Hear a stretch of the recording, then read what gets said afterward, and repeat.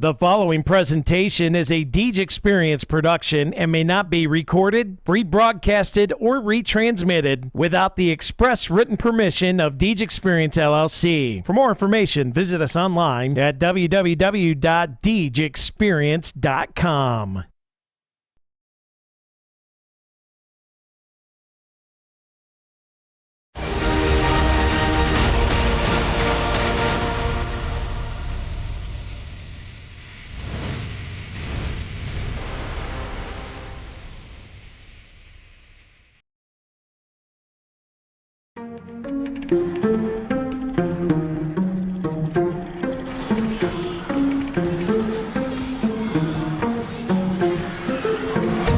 Yeah, it's been a minute, but I'm back at it.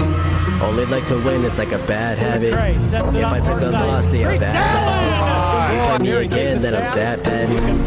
Looking at the numbers, see who's hearing it.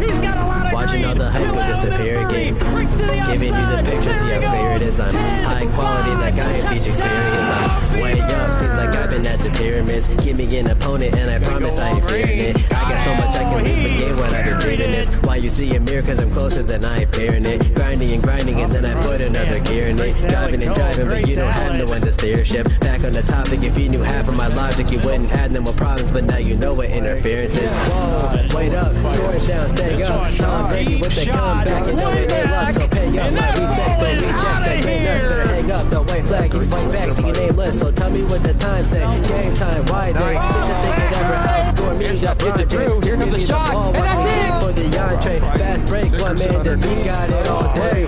Still with that wrist control. Doing this for all my life. Looking for the you don't want to waste my time. And this one hammered. If you want to test my grind, going, better get up next in line. Competition left to dry. They could never get in my mind. Please slow it down. I'm a beast on the ground. I'll unleash for the crowd. Play me up. One man band, I'ma run it back. You give me the chance, I'ma run it back. It's looking at a champ, I'ma run it back.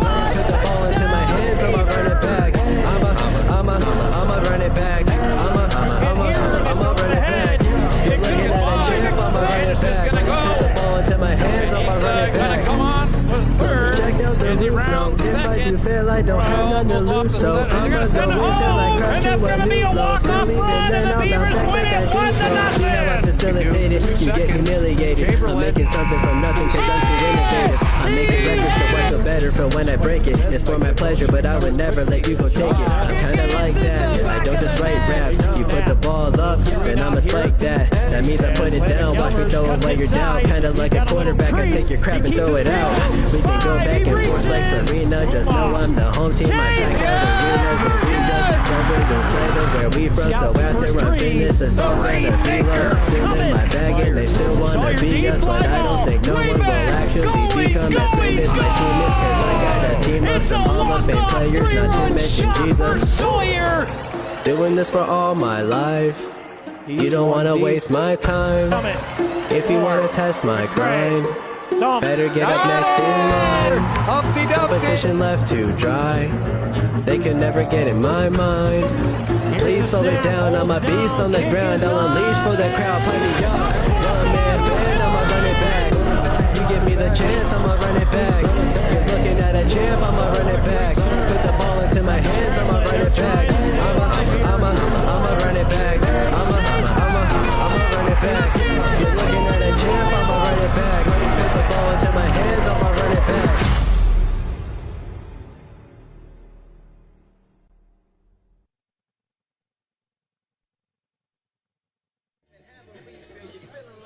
Good evening, ladies and gentlemen, and welcome in here to the Deej Experience Sports Stream.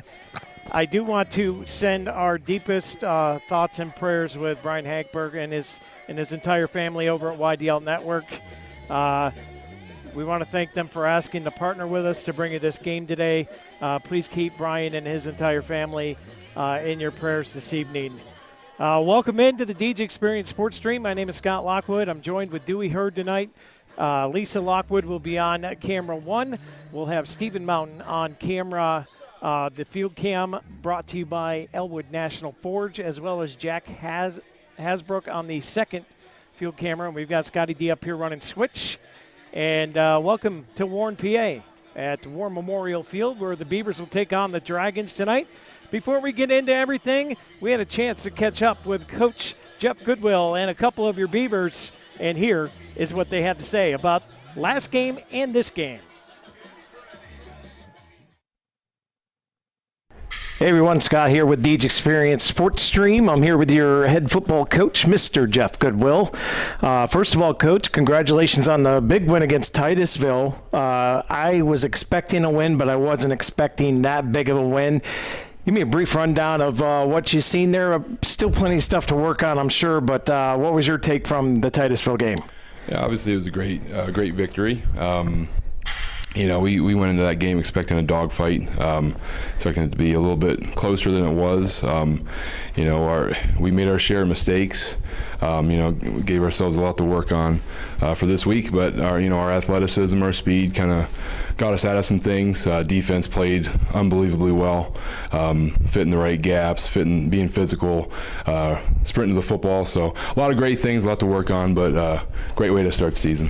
Keaton Persina, a monster game, 3 touchdown catches, a pick 6, and I think 5 PATs.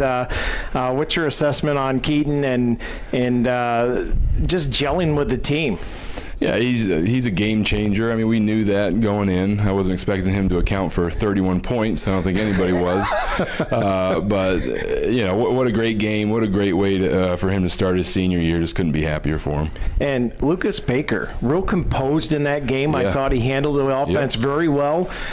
This offense, it's unusual for most teams to click on day one, but it seemed like we were clicking all over the field. Yeah, what we knew about Lucas, obviously, other than being a great kid, was he has a big arm. He's got great football IQ, but the big unknown with him going into the year was, how was he going to compose himself in the pocket? How was he going to take control of the offense? And from the scrimmage to week 1, I feel like he's exceeded expectations. We're very happy with the way he's leading and continuing to grow. So we're happy. Yeah, he really led the team, so to speak. Connor Sterling made a couple big splashes. It was all systems go for the offense, but that offensive line, man, they did their part. Yes, we had 3 returners, so we have that experience there, and we had 2 guys. Nate Weiss, this is his first year ever playing offensive line. He's a guy that made that change for the good of the team, and we couldn't be happier to see him out there. And then Gavin Albaugh at the left guard, young guy. He's only a sophomore. He has a lot of room for growth, but we love to see him out there. He's a big physical kid. And yeah, we're fairly happy with the O-line play, but again, a lot of room for improvement. Speaking of improvement, practice this week, suiting up for the Warren Dragons tomorrow night at War Memorial Field there. And what's been the memo in practice today? What have you guys been working on, and what do you expect? Practice week to week, same as always. I don't care who we're preparing for. It's always, can we practice perfectly? If we can focus on perfect practice, regardless of who we're playing that week, we improve from week to week, and that's the goal. So the Warren Dragons, another road game. The Warren's kind of been struggling a bit, but they got looking better than what they did last year at this point. What is your assessment of the Warren Dragons, and what's kind of the model going into that game? I have my concerns, but I'm the head coach, so I'm always concerned. I'll tell you this: they're big and physical up front. They're doing a nice job coming off the football. They pound the rock. The running backs run very hard, so we have to match that physicality from the get-go. So that's my number one concern right now is their size and strength and physicality. So the defense and offense lines obviously going to be key in this game. What is your outtake on defense? Is same old plan, try to pressure the quarterback, protect your run gaps? Oh yeah. Put pressure on the quarterback. We're pretty comfortable with our guys on the back end of things. Being physical and their athleticism covering the football. So look for some pressures on the quarterback, and we got to get our D-line involved. Offensively, protect the quarterback. Are you going to try and lean more on the running game this week than you did last week? We need to continue to establish that run game, right? To put a more consistent run game together is going to take us further, and take us where we want to be. Well, Coach, we wish you the best of luck. Warren Dragons, 6 o'clock is our pregame setup. We'll be live at 6:30, kickoff at 7. And here we go again, Friday Night Lights at Warren. Before you get back on the road the following week to Fort LaBeouf, Right, best of luck, Coach. Thanks, Scott. Go Beavs. I'm here with your star wide receiver / defensive back and Crowdy Chevrolet player of the game last game, Keaton Fresina. Keaton, that was a heck of a game on Friday night. How did you guys get all that pulled together? I don't know. We got like the rhythm going, and once we started, we just couldn't be stopped. Lucas Baker, I thought he played pretty poised and in control. How was it with him and the connection there, and how about that offensive line? Yeah, offensive line definitely helped a lot on Friday. And me and Lucas, we've been buddies for a long time. I was just kind of open a lot, threw me the ball, and we connected a lot for a lot of passes. Was there something in the Titusville coverage that you seen during the game that you were able to get yourself open frequently, or? Yeah, I think some of it was skill, and then their coverages, we broke it down pretty well the week before, and we just got to really diagnose their defense and break it down. Big win to start off season, always a good thing, but now you head into the Dragons' lair, War Memorial Field. I talked to Coach earlier. He said he had some concerns about Warren up front with the strength and physicality. What's the game plan going into that game Friday night? We've been watching film. They do run the ball a lot. They do have some big linemen, but I think our linemen will do just fine against them. Defensively, you say they run a lot. What's the plan as a cornerback when you're trying to play the run? Because you got to keep an eye on your guy, but you want to help in run support, right? Yep. That is a lot on the sidelines with pass ball calls. I trust them, and the corners and the safeties, we can make our reads fast, so we'll be able to tell when it's a run or pass pretty quick. Have you seen any trickery out of that Warren offense that they might be able to capitalize on, or are you guys pretty set to what they're going to do? I think that we know what they're going to do. All right. Defensively, the pick six, that had to have been huge. Yeah. It just seems like the defense is in sync with one another at all times. Mm-hmm. Is that a fair assessment? And your thoughts about your linebacker and your front linemen up there getting it done so you guys can roam a little bit? Yeah. This is a new defense for us this year. Coach Rick helped us install it, and it's working out really, really good. We've had all summer to work on it, and it's coming together. So as a senior leader now, you made a big splash last year. People are kind of aware of you. Have you set goals for this year offensively and defensively? Last year, 6 picks. I already challenged you and said, hey, we want 10 this year. Can you do it? What are your personal goals for this season? I would like to get 6 interceptions. Well, more than that, but at least 6. That'd be nice. And I want to get more touchdowns this year and more targets on offense. All right. And Lucas Baker, your quarterback, you guys are clicking pretty well. That might be able to happen there. Yeah. Take care of business this Friday night, Warren Dragons. Thanks for joining us, Keaton, and good luck on Friday. Thank you. We're here with one of your starting linemen, Mr. Hasbrook, with us. How's it going? Listen, you guys come out Titusville on last Friday, and you guys showed up and showed out. Your quarterback stayed clean. Their quarterback not so much. Yeah, their offense running for their life. We did. What was it feeling like after game one? Well, it felt good. It made us feel fine. Like we were going after there hard, and if we continue to do that this week against Warren, I feel like we could beat them. How is the defensive line? How are you guys gelling on the defensive front, and how is that helping your linebackers and secondary out early this year? So if us ends, because I'm a defensive end, if we get them cut outside, then the linebackers could go inside through the B gap, and we just go C gap. The coach mentioned today that he has his concerns as a coach about this Warren team. He said they're very physical up front. Yeah. What's the game plan against the Dragons, both offensively and defensively? So we just have to go out there and punch them first, and then we'll be able to they'll be scared of us. So the plan is hit them harder than they hit you, right? Yes, hit them harder. Your assessment of your offense, the way that some of these guys, obviously Keaton Forcino, one of the senior leaders on this team, went off. These young guys showed some splash. Connor Sterling made a couple great big plays in that game against really Titusville. What's your assessment of these guys and how is the team looking offensively gelling together? No, yeah, the young guys are coming out there showing hard work out there, and they'll be good by the time they're seniors. What is your assessment of the Warren Dragons? What's the game plan going in offensively? Obviously, you want to push some defensive lines around. How do you keep Baker clean? We just have to keep our blocks and go out there hard, like I said. Any goals this year that you've set for yourself defensively, offensively? What are you looking to do this year? I'm looking to get a couple sacks this year, again, like I got a couple last year. And, hey, best of luck, Warren Dragons, coming up here on your radar, and then you're off to Fort LaBeouf. Tough game against Fort LaBeouf. They beat Meadville week 1. Yep. We'll be looking forward to that one. So, hey, Landon, thanks for joining us. Best of luck Friday night, and go Beavers. Go Beavs. And welcome back there. Skylock with Dewey Hurd with you. And Dewey, with all that said, it's time to get to our Box It and Lock It pregame show. Brought to you by Box It and Lock It. Make sure you contact them today at www.boxitlockit.com or give them a call at 855-450-3990.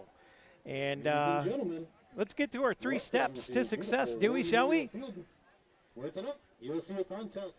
Are you sleeping out there? Hello. All right, there you go. Can you I'm hear ready me? for you. I don't think he's awake yet, folks. It says step number 1, Dewey, I got come out with early intensity tonight. Slap these Dragons in the mouth. Make sure they know that they know who they're playing before they slap you in the mouth, right? Yeah, you got to take the first swing and make sure you connect on it, and let them know that you're alive and ready that they're going to have a fight on their hands here. So come out swinging and swinging hard. Step number 2, I got always important, win the turnover battle. And then step number 3, I've got win the battle in the trenches. I think is going to be key tonight. This Warren line, they're very physical up front. And we're going to go quiet here for the national anthem.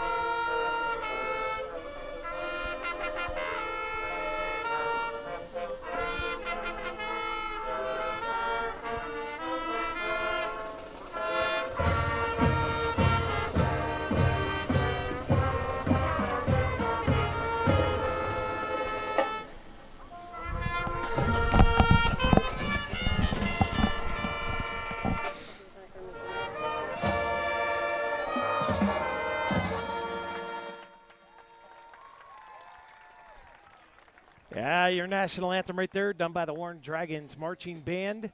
As we wait for your Beavers. Dewey, let's check out the weather report real quick, brought to you by Harvest Community Church. 59 degrees out here today, 66% cloud coverage, 57% humidity with a wind blowing at 6 miles per hour. To put it bluntly, it's perfect football weather here tonight on a beginning of the fall day here in Warren. Yeah, get your nice favorite hoodie, sweatshirt, put it on, get on down here to War Memorial Field and enjoy the game tonight, as it's just perfect weather here as we wrap up August. And waiting for the Beavers to enter here. As when they do, we'll put up our Spotlight Player of the Game, brought to you by the Corry Higher Ed. And again, we want to thank the YDL Sports Network. They kind of asked us if we could share our broadcast on their website again. And again, our thoughts and prayers are with Brian and family. And we'll have the YDL halftime scoreboard updated. The Humes Time Humes Ford halftime report. It is Warren Dragons coming onto the field right now as the cowbells and the horns are going off here at War Memorial Field. And the Dragons looking to begin the build and looking to build up their team again and get back to good old Warren Dragon football. Well, a ton of support here for the Warren Dragons, Scott, as the stands pretty much packed here tonight as they have their home game here and looking to get that elusive W out on the field. And here come your Corry Beavers as they march their way onto the field.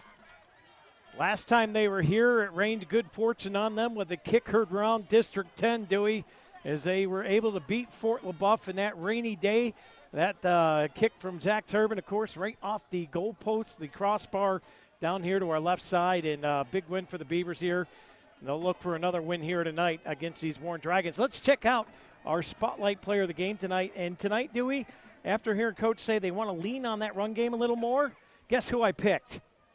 I'm guessing you picked one of the Nickersons on the line. No, I picked Lamech Elbers to run wild tonight. Oh, okay. Lamech Elbers, run hard tonight.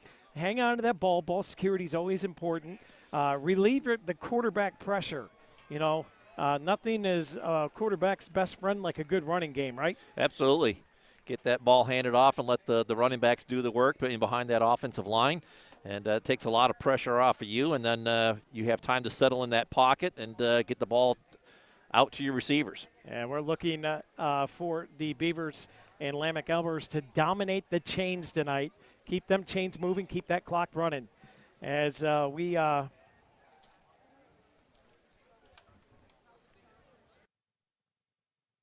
tonight at War Memorial Field, game time forecast. as we set up here. Winds out of the northwest at 6 miles an hour. The captains take the field for the coin toss. Got the captains on the field. Dewey, what are you seeing down there? Oh, we got Blake Cook, Lucas Baker, Landon Hasbrook, and Owen Nickerson for the Beavers out there. And for the Dragons, you got number 17, which is Tomasco Clemente. Number 50, which is Jacob Rederer. 56 and 64, and it looks like Warren has elected to receive the opening kickoff. And I think that worked out well for the Beavers because they usually win the toss and defer. So it'll be that Beaver defense on the field first, and they're going to get set for their. Just to finish up the captains there, 56 is Landon Nelson and 64 is Tyson Harkins. As the captains get finished up there. Beavers going right to left on the screen. Dragons left to right. Dragons in the white helmets and blue jerseys, blue pants. Beavers in the solid black jersey or black helmets and black pants with the white jerseys. As it's a black and blue contest here tonight. Black and blue indeed. And Beaver Nation always travels so well, as they took the 45-50-minute ride down Route 6 to come here to War Memorial Field. And another aspect of the field is they got the field redone, as it was overdue for a refresher, and the field looks pretty nice. Looks pretty nice. And I always love coming to Warren, Dewey. It's always a good game no matter what teams are playing. If it's football, baseball, softball, volleyball, it doesn't matter. It's always a good, great competitive game. Yeah, they always have put good athletes out on the field, and it's a dogfight no matter what sport you're talking about. As the Dragons are going to send number 17 back to receive, that's Clemente. And to his left is going to be number 22, Aiden Edger.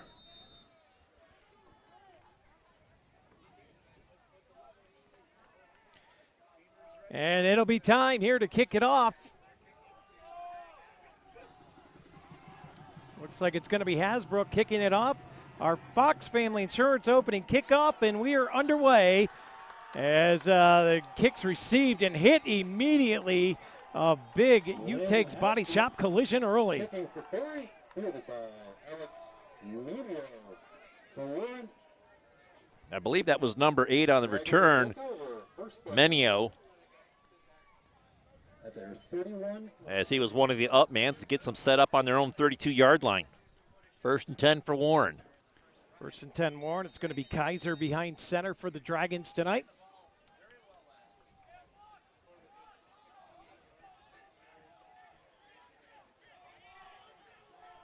Warren's kind of bunched up here on the line, one receiver each side. It's almost like a pistol out there, dude. Man in motion. Here's a Hiv. It's an end around, a reverse coming back to the left side, trying to work his way inside. He's got a big chunk of yardage here. Look at about 7, 8, maybe 9. Well, they're going to spot him all the way out for a Northwest Bank first down. Yeah, all the way out to the 43 and give him an 11-yard gain and a first down. That'd be a Northwest Bank first down, so one play into it, Warren's got another fresh set of downs to work with. Using a little trickery right on first down there. Well, and I asked a couple of the kids, right, is there going to be any trickery that you've seen? And they said, well, we think we got it covered. And right now the Dragons pull the cat out of the bag there and pick up a good chunk. Man comes in motion. Here's the give coming on the jet sweep, and he's going to get wrapped up in the backfield at the 40, and that is a huge loss of 3 on the play. It looked like that was 65. In the bottom of that pile, Landon Nickerson leading the charge there. Like you say, Scott lost at 3, back to the 40, brings up second down and 13. Good push by the defensive line to get in the backfield and disrupt that play in the backfield. Dragons break huddle. 10:48 just underway here at War Memorial Field. 2 receivers to the bottom, single receiver top side. In that pistol, here comes the man in motion. It's going to be a give to the back, up the middle. Not a whole lot there, maybe a gain of 2 on the play, Dew. Yeah, straight over to the left side. And he'll get 2 yards back. It'll bring up third down and 11. As the Dragons are in third down for the first time tonight. And, boy, that's just a tough running in between the tackles there, as the Beavers have always had a stout defense in the middle of the field. So they got their work cut out for them here on third down and 11. Sure do. Third down 11. We'll see if the Beavers can stand tall. Getting them bright orange C's at us this week, Dew. As plethora of backs in the backfield here. It's almost like a shotgun wing tee. Now man comes in motion, left side heavy, back to pass, looking to throw. He's under pressure. He's going to get brought down. It's a lifted health sack. In there on the tackle is number 2, Jack Van Carey. Yeah, lost back to the 40, so that brings up fourth down and 13 as they kind of pinball around after getting that first down. And the Beavers force them into a Piece B punt. Blake Cook going back to receive this. And that is number 14 back there to do the punt duty. That's Charlie Blum. And I recognized him in warm-ups with those bright neon green shoes. Oh, boy, and that's going to be a hard count, and the Beavers are going to jump to corner bar and grill flag. Good hard count from Blum. Got him an extra 5 yards to work with, and that's big here because that's going to put him over the 45-yard line. And, you know, that just makes it even that much more difficult to get back across the 50. 9:05 to go on the official game clock. We're trying to keep up with our clock here. As Blum trots back, standing at his own 33. Blake Cook awaits. Blum has it, gets a good kick, end over, end away. It's going to land away from Cook and roll all the way back. And Cook's going to pick it up, and he can scoot. He breaks one tackle. He's out across the 10. Nice little stutter step down the sideline. He's got blockers. He's got a convoy. Cuts up the middle. There goes Blake Cook. He is gone. Doing something easy. Touchdown, Beavers. Had the white wall in front of him at about the 40-yard line. And once he got to that white wall, no, I don't think anybody touched him. A little shoestring tackle around the 20. And once Blake got around the corner, got behind that white wall, it was lights out, and the Beavers score on their first touch of the game. Little shake and bake showed up to play today. Blake Cook turned on the Jets, and see you later. There's just so much speed on this Beaver team, Dewey, and it's going to be hard for Warren to keep up if they get somebody out in open field. Yeah, and I apologize. Connor Sterling had a run back on a kickoff last week against Titusville, and I thought it was Cook. I didn't understand how fast Connor was, and he's just as fast as Cook is, and they have similar numbers, 8 and 3. And, Connor really deserves the credit for that run back he had last week. Oh, fumble on the snap. Beavers pick it up, and he's going to throw it. He's going to dump it off and get tackled. And so no PAT. The Beavers take the early lead. It is 6-0 here at War Memorial Field. We will be back on the Deeds Experience Sports Stream right after this.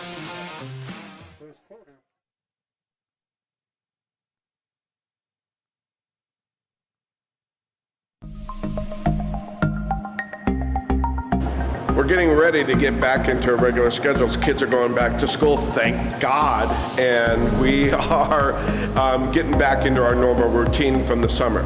It's time to get back into the gym. This is Bob Brown from Corry Snap Fitness. If you were a member before, come on in and mention this ad, and I will get you a break of rejoining. If you've not been in the gym, get off your butt and get in here before the holidays, and we can get you in shape and get you going and get success. Don't forget, it's all about how you feel. This is Bob Brown from Corry Snap Fitness. Have a great day.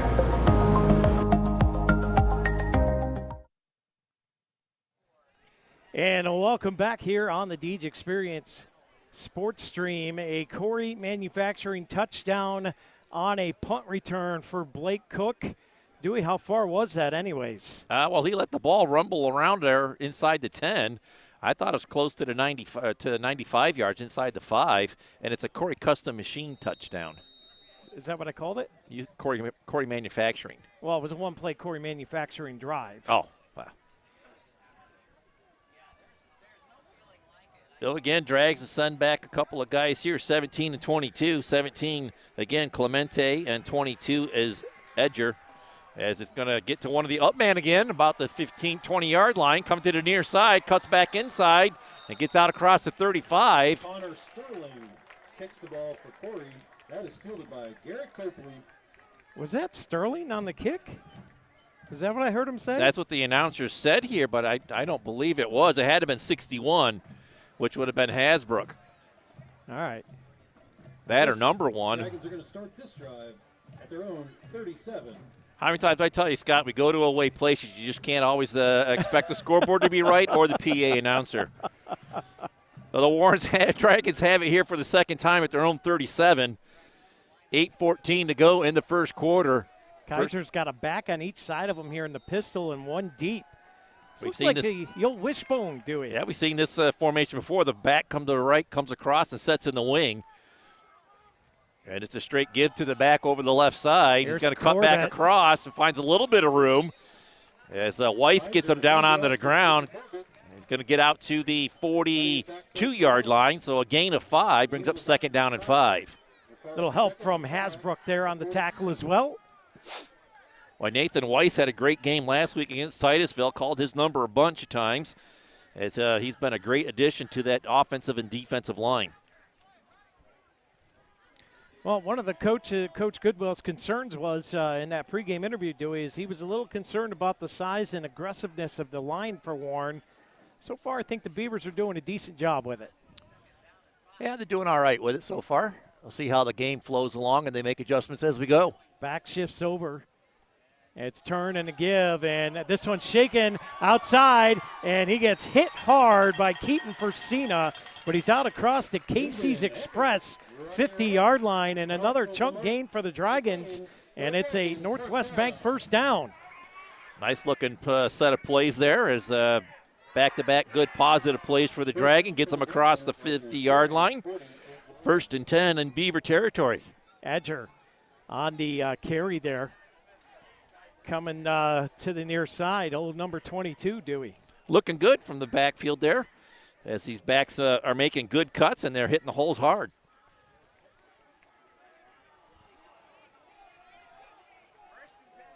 First and 10 here for the Warren Dragons. They'll set up in that same formation. Man comes in motion. Right to left across the front of the quarterback's face. Here's the give to the outside. Coming from behind and making the tackle is our spotlight player of the game, Lamech Albers. And we've got a flag on the field about the 45-yard line of the Beavers. A little bit after the play, so we'll have to sort this one out. Corner bar and grills flag. As this could be a game changer here. And it looks like the Dragons are backing up a little bit. So we'll have to see what the call is. Dead ball, personal foul against the Dragons. Personal foul. Somebody called against the Dragons. Well, and these are the fouls that the Dragons can't afford, right? Right. Joey? That's after the play. So you get the result of the play, and then on top of that, you get the tack on the penalty. And that was a personal foul, so it should be 15 yards. So it'll be second down and about a country mile and a half. Yeah, because it was back to the Dragons' 47-yard line. So it should be all the way down to the 32. So that's 18, 19, 20. It'll be second down and 30. I love it when you do math on air. 2.5 yard line. In air or on air? On air. In air. On air. I'm looking for your toes to go up in the air here soon. I got my shoes on. Here's the snap, the give to the back, and he's slowed up immediately. That was Edger again on the carry. He's going to be out to the 35. Alex Schmidt leading the tackle on the bottom of that pile as it gets out to the 35, like you say, Scott. Bring it up third down and forever. Call it 3rd and 27.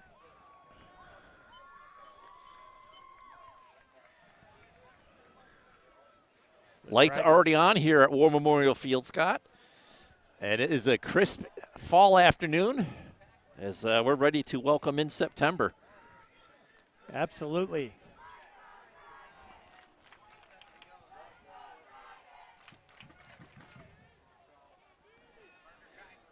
Kaiser in the gun. Back in motion. Back to pass. Kaiser going to look deep. Persine on a blitz. He's going to unclerk it deep. And that's going to be incomplete. I think Bemis was on coverage there, but that was close to pass interference there, too. Yeah, it was close, but the officials leave the hankies in their pocket, and it's going to be 4th down and 27. Leave them in the holster. Yeah, that pass intended for Clemente. Clemente had that big touchdown catch for the Dragons last week against Conneaut. And now the Dragons will punt again as Blum stands just outside his 20 at the 22. And it's going to be Blake Cook back again. And they're going to coffin this one to the sideline. Blake has it again. There goes Blake, 40 on the opposite side, this time across the 50. He's going to try and cut back in, and he's going to get out just shy of the 40. The pile's still pushing, and I see him finally run out of bounds there. So across the Casey's Express 50-yard line, another big return for Blake Cook. Hankey is not on the field anywhere, so we got a clean play. It'll be first down for the Beavers at the Dragons' 41-yard line. 5:11 to go here in the J.H. Napa Auto Parts first quarter. Beavers out in front, and they still have yet to run an offensive play.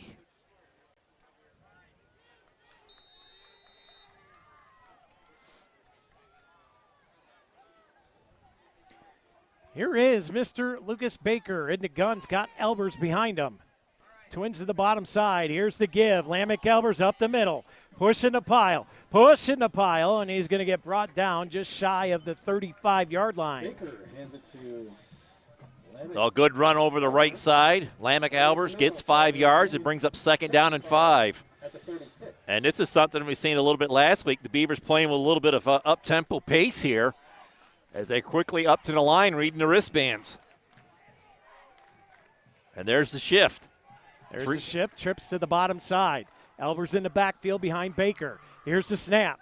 Play action. He's going over the middle. Forcina's got it down to the 20-yard line. Nice pitch and catch there, and it's a Northwest Bank first down. Northwest Bank for what's next.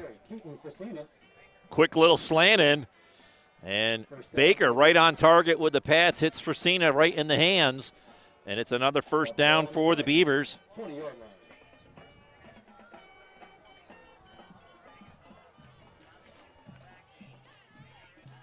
Baker in the gun, trips bottom side again. Back to pass, looking, slant pass. He's got his man, and it's caught and hit immediately. On the reception was number 4, Tucker Jackson. Tucker Jackson on the completed pass. First and goal for Corry. That'll get them in first and goal as they get inside the Rossbecker red zone. As we get under 4 minutes to go in this first quarter here, Scott, Beavers knocking on a door here. Here's the shift again. Baker takes a snap. Play action to Sterling. He's rolling right side. He's in trouble. He's going to throw it out, and that is a smart play by your senior quarterback. Nothing there. Throw that ball out of bounds past the line of scrimmage and live to play another down. Yeah, I don't know who I was talking to over the week here, Scott, but I said just that. Baker's got to learn that he can roll out of the pocket, and it's not a bad play to throw it away. First and goal, nothing's there. Live for a second down and just let yourself reset the offense and get the next play in there. 3:42 to go here. J.H. Napa Auto Parts first quarter. In the gun. Again, it's Baker. He's got Sterling behind him. Baker rolling out right side, looking back across to the left side. Nothing there. He's going to scoot. He spins off a guy. He gets hit into the end zone. Touchdown, Beavers. Another Corry Custom Machines touchdown. And I guess if you can't find somebody, you might as well just jog it into the end zone yourself as he put that ball away. And the Beavers have a 2-score lead. To 12-0, Corry with 3:31 left. Makes it 12-0. And it'll be. I think they're going to leave the offense out here and go for 2. Yeah, with that botched extra point earlier. I like it. We'll see what happens with it. Sterling in the backfield. Baker and the Beavers going for 2 here. It's a Kearney and Ruth PAT attempt. Gives Sterling. He gets tripped up. He pile drives his way in. And the 2-point try is good. Baker hands it to Connor Sterling. Just a straight give over to left side. And Connor Sterling powers his way in there. And it's a 14-0 lead for the Beavers. We'll be back on the Deej Experience Sports Stream. 14-0 Beavers lead when we come back.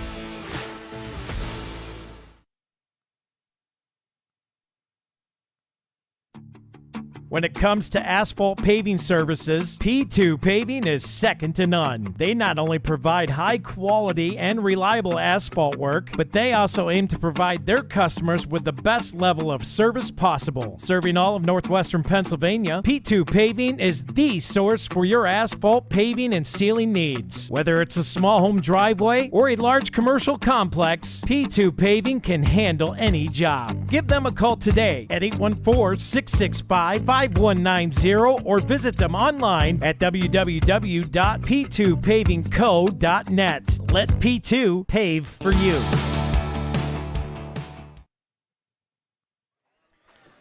Welcome back here to the Deej Experience Sports Stream. Scott with Dewey Hurd, Steve Mountain, Jack Hasbrook, Lisa Lockwood, and Scotty D on switch. And another Corry Custom Machine touchdown and a big old Corry Manufacturing scoring drive there for the Beavers. And that ball's on the ground here, Dewey. And you can't advance a fumble forward. Well, that was number 16 on a kickoff for the Beavers. That's Walliser. Pardon me, that rule is if it goes out of bounds, the fumble, Dewey, comes back to where you lost control of it this Correct. year. That's a new rule for PIAA this year. But I guess his knee might have been on the ground there, Dewey. Yeah, the receiver, when he picked up the ball, might have had a knee down on the ground. I did not see it, but that's the only reason I could think why the official would blow it dead there, is he was down and not able to advance it with the knee on the ground. So here goes Warren again, third time here tonight. A little back further this time at their own 25-yard line, 1st and 10. 3:27 to go here in the J.H. Napa Auto Parts first quarter. High formation for Kaiser and the Dragons. Turn, gives to the up man. He gets popped immediately. Lamech Albers again. He come to play tonight. Connor Sterling predominantly was back in the backfield for that last offensive possession, but Albers getting his licks in here on defense. No gain on a play, brings up 2nd down and 10.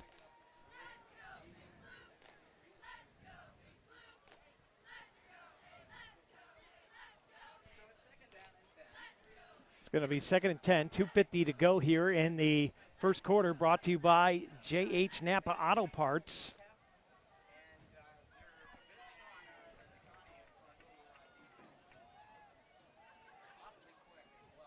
Warren packing it in nice and tight. 2 receivers, 1 to either side. Here's the turn. Here's the give, and driven in the backfield immediately, and that's going to be another loss of about 2 on the play, Dew. Yeah, another negative play for the Dragons here as the Beavers very aggressive on defense here. It's going to put them in 3rd and 11.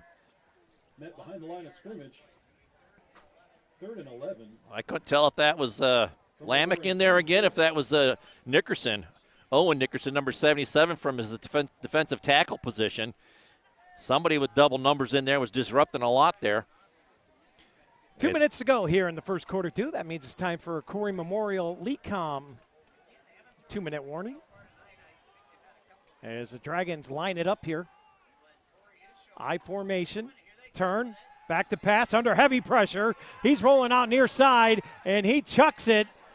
And there's going to be a corner bar and grill flag on the play. Pass intended for Tage Ryman. And they might get a hit on the quarterback here, Dew. Might be a late hit on the quarterback, but the flag was thrown more closer to the receiver, so I don't know if that was defensive holding. But it looks like it's probably going to go against the Beavers here, if I had to speculate. That was Tommaso Clemente. So we have an illegal substitution or an ineligible man downfield. I believe that's an ineligible man downfield. Well, and if you're the Beavers, you're just going to decline this, correct? Well, yeah, it was 3rd down, so you're definitely going to decline it. It's 4th down and 11 from inside the 25. Beavers are really showing their dominance up front right now, Dewey. Well, the speed and quickness of the Beavers are getting through that line. And the good coverage downfield is just giving the lineman that extra time to get through it. Blum back the punt here in P-speed punt formation. Blum standing at just shy of his 10-yard line. Play clock down to 11. Snaps away. Here's the kick, end over end. Blake Cook takes it on the run. Up the middle, stutter steps, turns around, tries to shift field, and he's going to get brought down. They are across the Casey's Express 50-yard line, up near the 43, I believe. Right around the 43 is where they're going to spot this, as the officials put it down there, and it'll be 1st and 10 for the Beavers once again, as they have a short field to work with. And a short time on the clock here, as we've still got 1:32 to go here in the J.H. Napa Auto Parts first quarter. 1:32 it is. And the Beaver offense trots back out onto the field.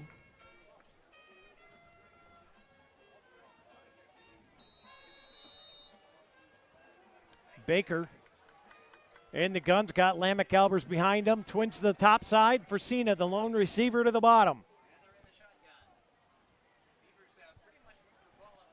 Baker takes a snap, looking, hits Fresina on that inside slant, and he takes a hit. And he's up across, almost up to the 30-yard line. They'll spot him short, but it's enough for a Northwest Bank first down. It's spotted at the 32, and Baker threw that one on a line, a.k.a. a rope right to Fresina, and Baker's been right on target with his passes so far. And again, Beavers working quickly here. Shift, puts 2 receivers top side, Fresina at the bottom again.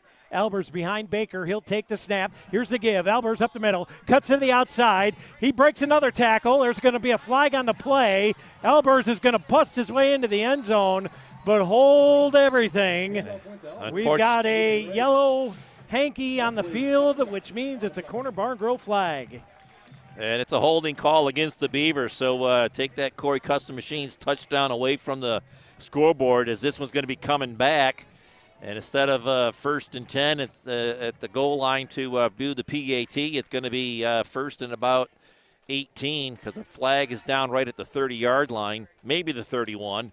So they'll mark off 10 yards from the spot. And it'll be 1st down and 19 as they spot it back out at the 41. check up the YDL scoreboard right now.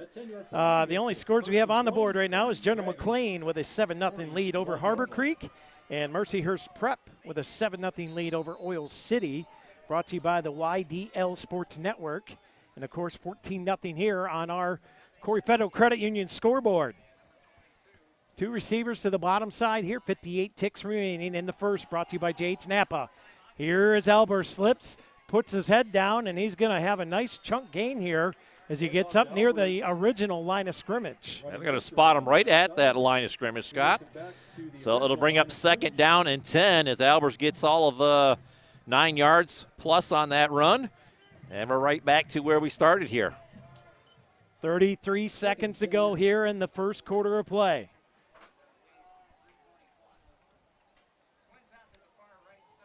Twins to the top, single receiver to the bottom. Now everybody shifts. Baker in the gun. 15 seconds to go. Give up the middle. Marcus Meredith with the carry. And he's going to be just a half of a yard, if that, shy of the first down marker. Following that white wall in front of him, setting up those nice blocks from the offensive line. It's going to put him in 3rd down and about 2. Time expires. And that's going to do it for the first quarter of play. Your score after 1 complete. The Beavers on top of the Warren Dragons, 14-0. We'll be back on the Deej Experience Sports Stream.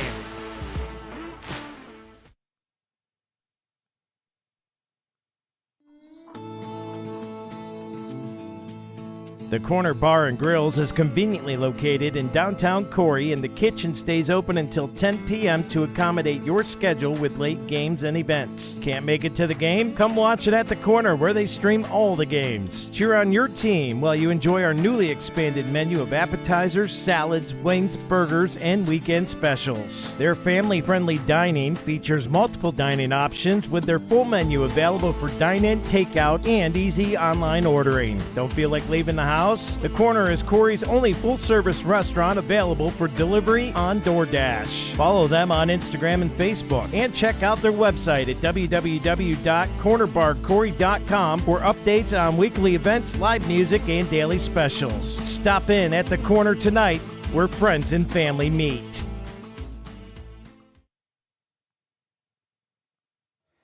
And welcome back in here to the Deej Experience Sports Stream. Scott Locke with Dewey Hurd on the call with you guys tonight. Thank you all for tuning in, no matter where in the world you're watching from. We're glad to have you aboard. I want to thank all of our sponsors. We'll get to that list in just a minute as Beavers got it set up here. Starting the second quarter play, brought to you by Epiphany's Emporium. It's going to be Baker with a setback behind him. It's going to be Connor Sterling. He turns, gives. Sterling around the left side. Gets that speed going to the 10-5. He is going to be in for a Beavers touchdown. Corry Custom Machine touchdown. Connor Sterling. No flags. Just blazing speed over the left side as he just flat out run everybody there. Gets that corner, and he's into pay dirt. I don't think anybody got a finger on him.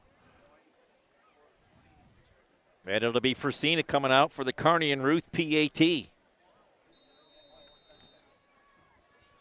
if the snap's a little cleaner on this attempt as Lathrop in to hold.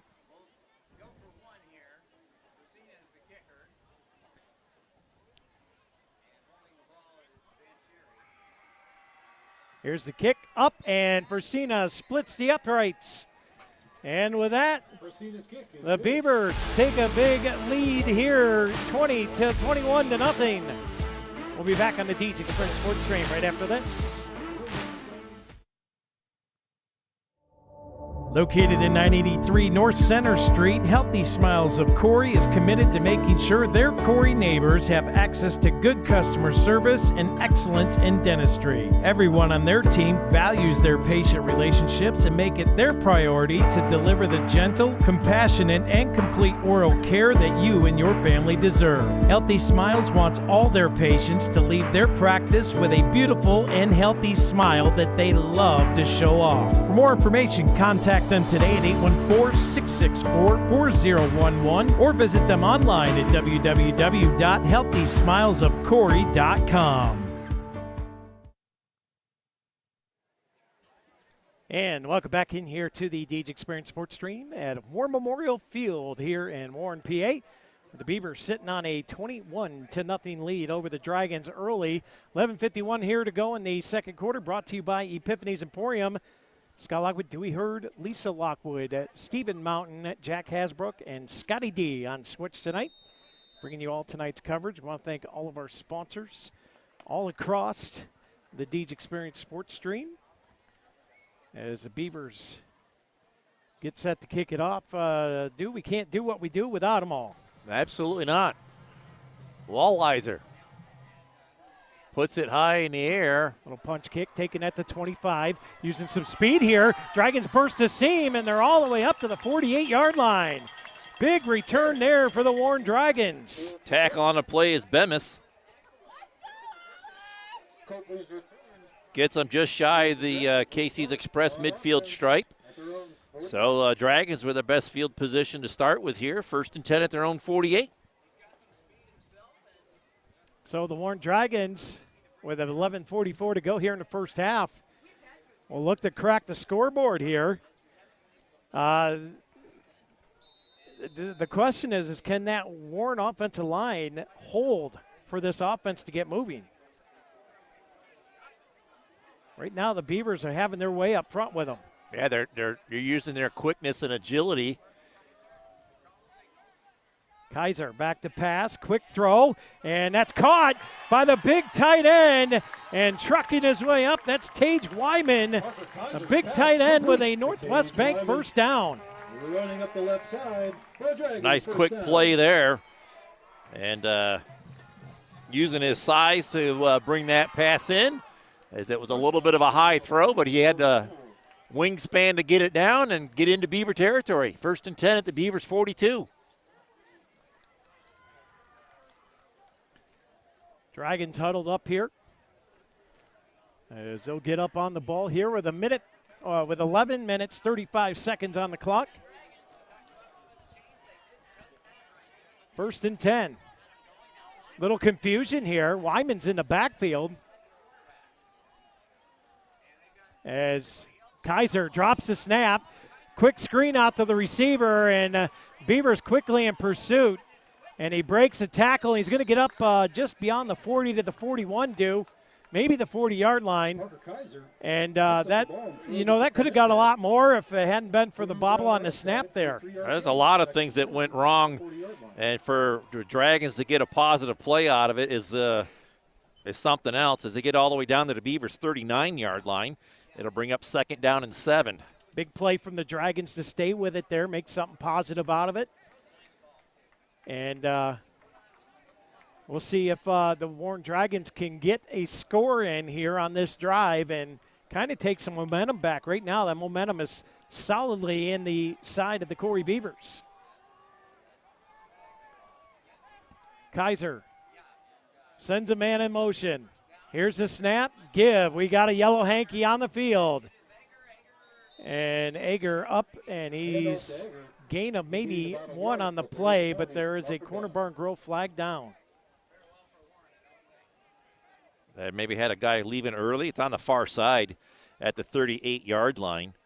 That's right where they're going to spot the ball. It's going to be illegal procedure against the Dragons. And that hurts. You got a couple good solid plays back-to-back, Dewey, and now you go from 2nd and 8 to 2nd and 13. And it's the mental part of the game that'll kill you. Well, like I say, you got to play between your ear holes. Don't give freebies to the other team. 2nd and 13. Now they got it spotted at the 43-yard line, so it's 2nd down and 11. 2nd and 11. In the gun, sidecar to the right.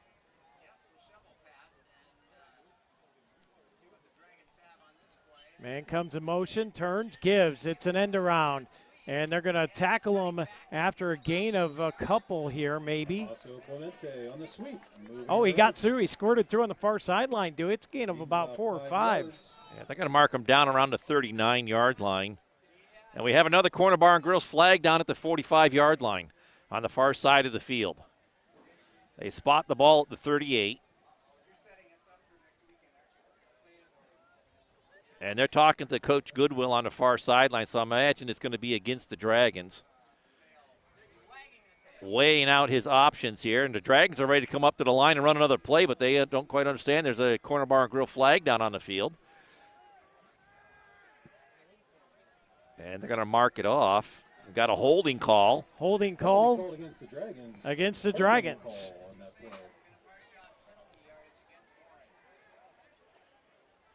So that's going to put them back across the Casey's Express 50-yard line. And they'll spot it at the 48 here, do. Yep. The ball now sits on the Dragon 48-yard line. Oh, well, let's go ahead and thank some of our sponsors. Box It and Lock It. Snap Fitness of Corry, J. Gale Plumbing and Heating, 21. Corry Higher Ed, and Harvest Community Church, just to thank a few. Quick pass here off the hands, and oh boy, that was a dangerous pass there, as after the tip, it was almost picked off by Gavin Creer. Had a couple of guys that had a chance to get a hand on it, and that's going to put the Dragons in 3rd and long. I'd like to thank Gladiator Law Firm, Fox Family Insurance, J.H. Napa Auto Parts, Epiphany's Emporium, Humes Ford of Corry, Cafaro's Custom Butchering, Lifted Health, K&E Surveyors, Burns Garage, Corry Federal Credit Union, Elwood National Forge, Casey's Express, Dynasty's Construction Unlimited, and a lot more coming as we get on through the game. As Kaiser set up in the gun here. 2 receivers to the bottom, 2 to the top. Back to pass, going deep downfield. Greer reading it. Greer had it in his mitts and couldn't hang on to it. Wow. Oh, it was right there. I tell you what, that was 3rd down. It would take the ball away, but that's going to put them in 4th and 20 or 21. That's a good play by the Greer just to throw it to the ground, and it keeps the Dragons pinned back in their side of the 50. I'm sure he would have loved to have had the interception, but it sets them up to punt it away here to your speedsters, and we've had some big returns already tonight. 4 and 21 with 9:36 to go. Blum stands at the 35, ready to put it away. Blake Cook standing on his 20. Here's the kick. Spiraling punt. Cook takes it at the 22. Here comes that speed. Blake Cook breaks a tackle and now gets spun around backwards. And the Beavers will take over 1st and 10 at their own 42, 43-yard line here.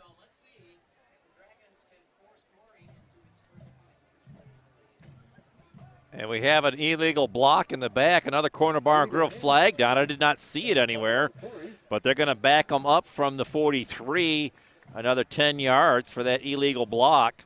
And the Beavers will have it 1st and 10 at their own 33-yard line.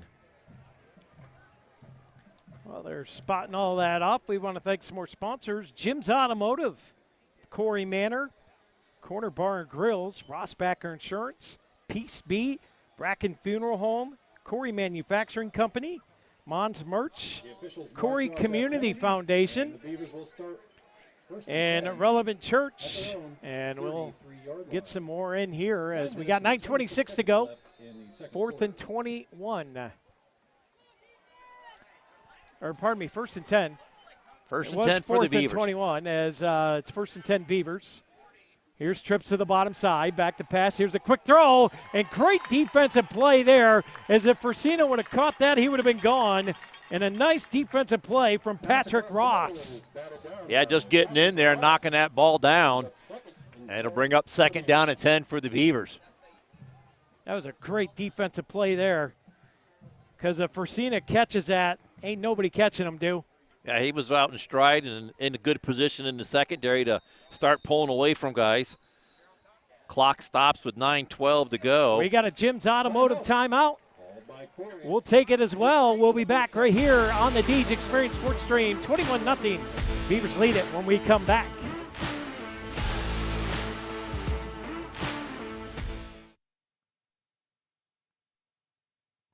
We think Rossbacker Insurance is a place for you and for your family, for your individuals, for your businesses, because we want to be your insurance advisor. We're local. We're knowledgeable. We have contracts with all different insurance carriers to customize and fit the right insurance program for your needs. We're here. You can come sit down with us, talk to us one-on-one, sit across from the kitchen table, sit across from our desks, and we can give you good insurance advice, how you can save money, where you don't want to save money and skimp out on coverage. And so we're there to help balance that and give you good insurance advice, good risk management advice. So after you have a claim disaster, you can have confidence that your family, your businesses, your cars, your assets are best protected.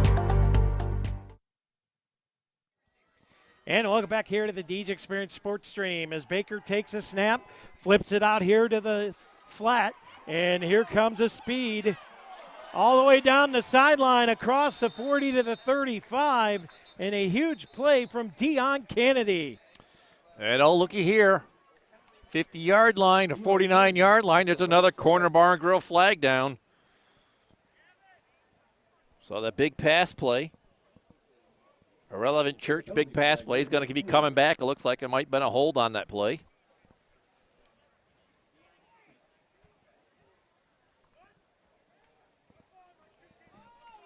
Holding penalty called against Corry. It is a hold against the Beavers, so take that big gain from Dion Kennedy and scrap it.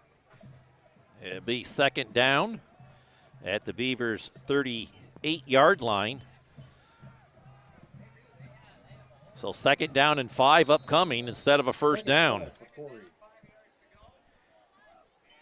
Second and 5. Beavers shift now, puts Lambic Albers in the backfield. Twins to the bottom, single receiver to the top. Here's Baker, back to pass. Looking under pressure. He's rolling out to the left side. He uncorks it deep. He's got a man wide open. It's caught. 5. Touchdown, Beavers. Oh, my, Tucker Jackson.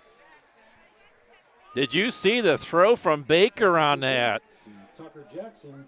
My goodness. He just, Coach said he has a big arm. He's got a big arm.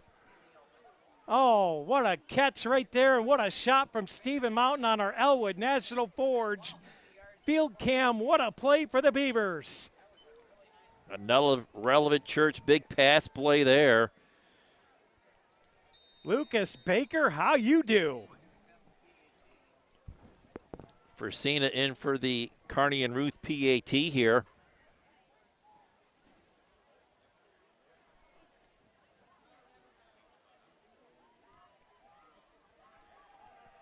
Snaps down, and that kick is no good. Lathrop had just a little difficulty getting that low snap up. The timing was a little messed up, but the Beavers tack on another Corry Custom Machines touchdown lead, 27-0. 27-0. We'll be back on the DJ Experience Sports Stream right after this.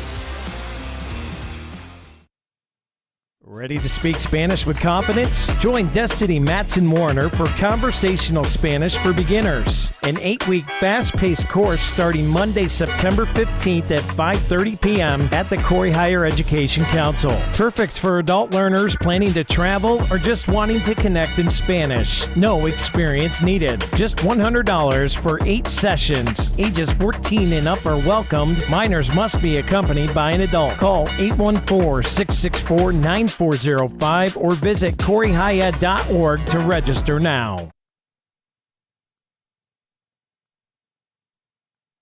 And welcome back in here to the DJ Experience Sports Stream. Beavers tacking on another big Corry Custom Machine touchdown and a big pass play from Lucas Baker. Big pass play brought to you by Relevant Church. Right now, Beavers are just handling business. Oh, they're hitting dimes out there. They're just are converting on offense and making big plays. They're not putting themselves behind the chains, and they're putting themselves in good positions to make good positive plays, play after play, as Weiser has it teed up here at his own 40. No kick it away. End over end kick fielded at the 20. Take it to the 25-30, stretching it near side. And the Beavers, Tucker Jackson gets a hit, waits for the cavalry, and they'll pile him up at the 34-yard line. And that's where the Warren Dragons will take over possession here, trailing 27-0. They had Mursky and Woods in on that tackle as well there for the Beavers. And the Dragons will have it 1st and 10 at their own 34-yard line. And the uphill climb continues for the Dragons.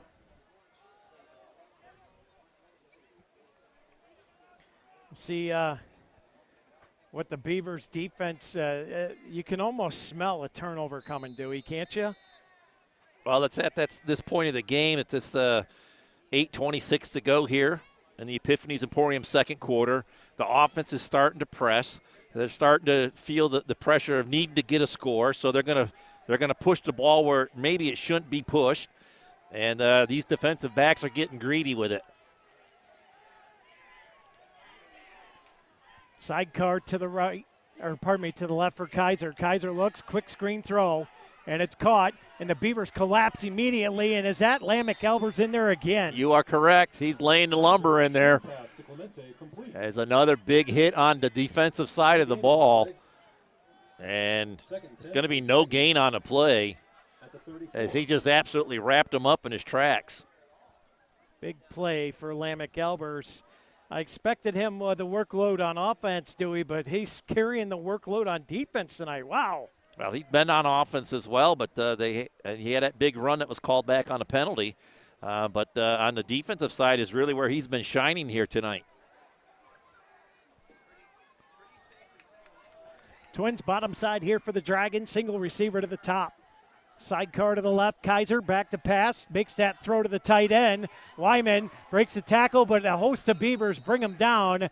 Connor Sterling in there, and a couple other numbers there, Dewey. I believe Braswell was one of them as well. And there was Albers again on the bottom of that pile. Give him a 1-yard gain to the 35. Brings up 3rd down and 9. 7:15 to go and counting here in the Epiphanies Emporium Painted Finch Gallery second quarter of play. Dragons break huddle here. Set up a 3rd and 9. Trips to the bottom side here. I believe Wyman's one of them, the big tight end. Looking that way. He's in trouble. Kaiser looking. Pump fakes. Now gets a pass away. Picked up. And there's Gabby Greer. Spins off a tackle. 30. Cuts inside to the 25. Just shy of the 25. It's a Bracken Funeral Home turnover. And I felt it coming, Dewey. Big pick there for the Beavers. And Gavin Greer. And there's another corner bar and grill flag down on the field. I believe it was post-possession, though. So this is going to back them up 10 yards. It is a holding call against the Beavers. So the interception should stand, but it's going to be holding on the return. Correct. As the officials are sorting it out here, you see that flag down right at the 30-yard line.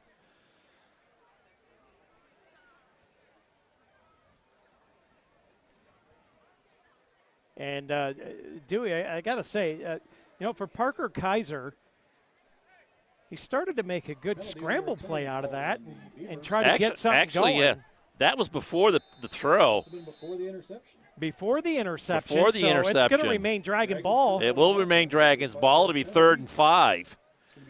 So the Warren Dragons catch a huge break right there. I'm sorry, 3rd and 4 as they got to get to the 44-yard line. So ball right at the 40-yard line here. Dragons gifted with a golden opportunity here. Kaiser under pressure, and he's going to get dropped. And that's going to be a lifted hell sack. And I believe it was Lamech Albers again in there on the play from that middle linebacker's position. It's going to be a loss all the way back down to the 31-yard line, where it's going to be 4th down and 13. 4th down for the Dragons at their 31-yard line. Lamech Albers is playing with his hair on fire tonight. Well, I know who's the front runner for the Karate Chevrolet player of the game is. 5:40 to go, pump formation. Piece B punt coming from the Dragons. Blake Cook stands at his 35. Here's the snap, kicks away. High end over end kick. And Cook fields out at the 41. Trying to make a move. 50. Spins off a tackle to the 45, and he's going to get pile driven forward. Marketed about the 43-yard line, Dewey, and the Beavers will take over there. Well, I got to scan the field real quick, Scott, just to make sure there's no corner bar grill flags down there anywhere. And it looks clean. There's been a plethora of them this game. Yeah, the 5 on the Beavers so far and 3 on the Dragons, and there has been a few that have been declined. So it'll be 1st and 10 for the Beavers on the Dragons' 43-yard line. Mama's telling you to pick up your dirty clothes and put them in the basket. I did some laundry before I came to the game tonight. Here we go. Beavers take over on offense with 5:22 to go here in the first half. Remind you, coming up at halftime, we will have the Humes Ford halftime report with the YDL Sports Network scoreboard, and we'll also have the world-famous mascot challenge. Told as only one Dewey Herd can tell it. So here we go. Make sure you stick around for that. Baker back to pass, looking. Baker under pressure. He's just going to uncork that one. And, boy, he's still in the pocket there, Dew.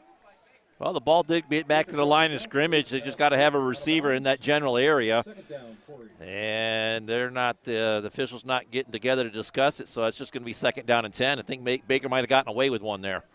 Yeah, unless they hit the one receiver out there in the flat, but I don't know. You think you're right, Dew. I think he got away with one. They'll set up shop, though. Twins each side. Now they move it to Tripp's bottom side. Connor Sterling in the slot. Turns, gives. Here's the give up the middle. Breaking tackles, trying to work his way through. And that was Marcus Meredith on the carry there. That'll be a 2-yard gain down to the 41. And that'll bring up 3rd down and 8 for the Beavers as we are just under 5 minutes to go in the half. Clock continues to wind here. Thank more of our sponsors here as the Beavers line it up. I'd like to thank we'll wait till after this play here as the Beavers flip it to the left side. Trips top side.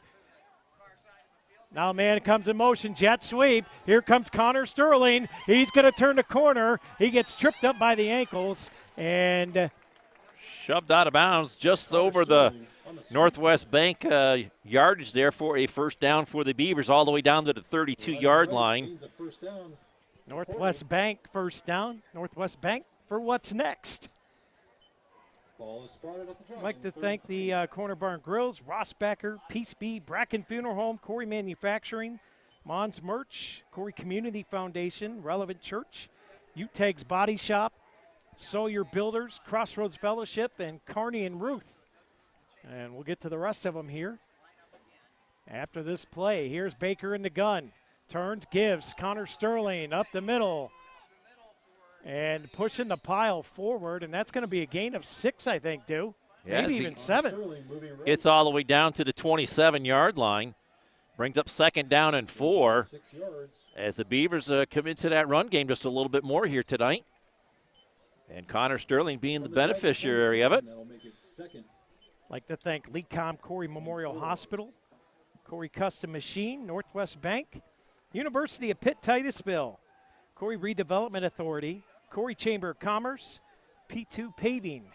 As Baker sets up, trips to the top side, back to pass, looking bottom side, throws, and I think somebody got a finger on that one. Yeah, Baker went to throw that on a rope, and it got deflected at the line. And that's going to bring up 3rd down and 4 for the Beavers. I'd like to also thank P2 Paving, Healthy Smiles of Corry, Kitchen Village, Crotty Chevrolet. And finally got through that massive list of sponsors. Man, we are so thankful for each and every one of you guys. You could check our sponsors page out as well at DeegeExperience.com/sponsors. If you see them on that list, please go to them and tell them thank you for sponsoring the Deej Experience Sports Stream.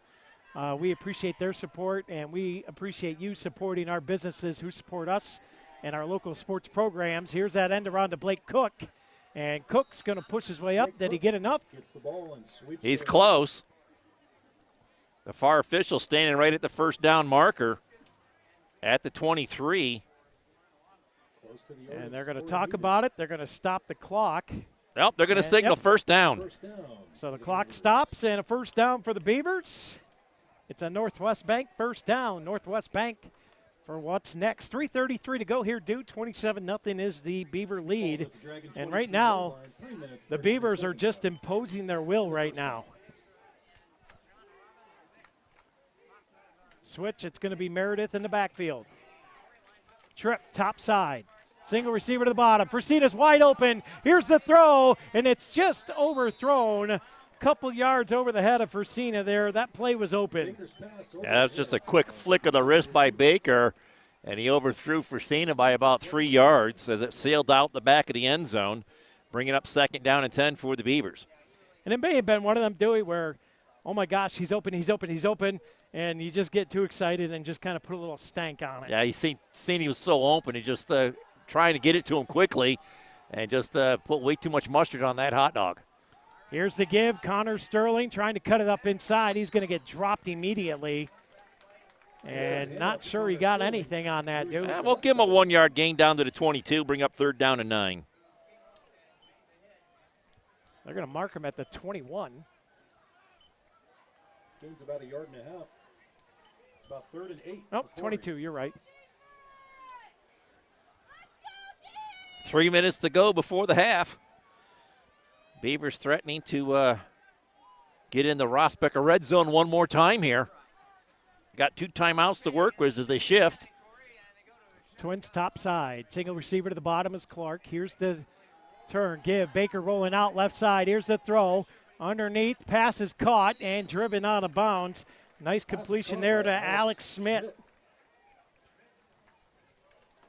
And that's going to put them at 4th down and about 16-yard line. Makes it 4th down for the Beavers.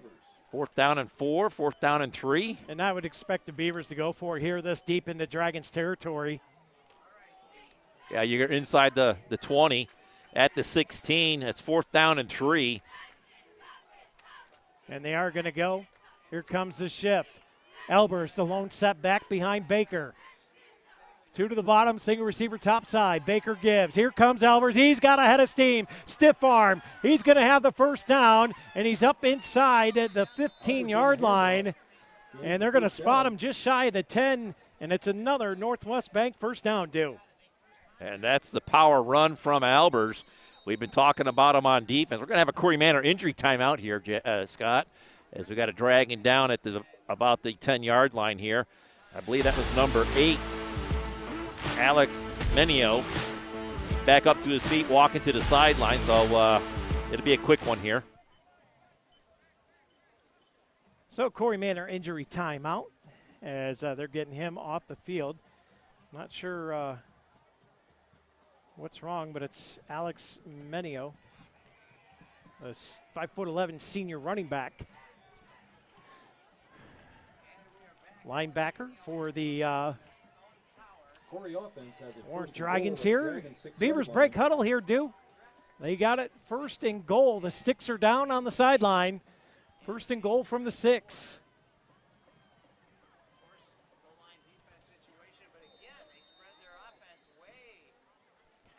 Two receivers top side. Fresina to the lone set bottom.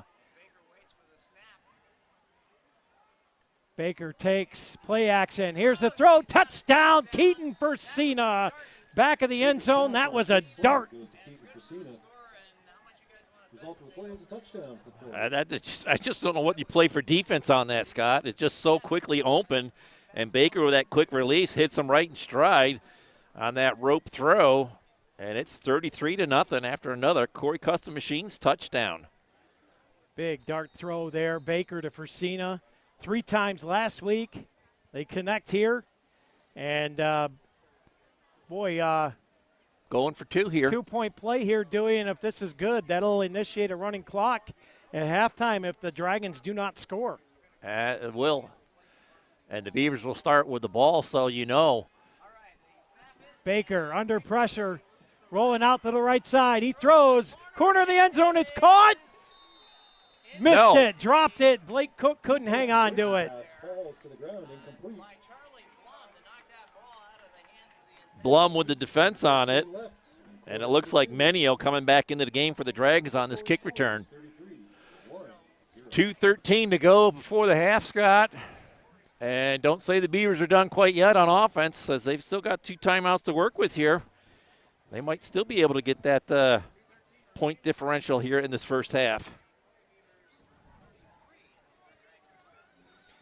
Oh, you see the flags from the cheerleaders on the sideline as Beavers scoring at will here in the first half. And, you know, and you feel for young teams like Warren who are trying to rebuild and regain their, you know, that the powerhouse football team that they used to be. It's always tough when you have to reset and rebuild.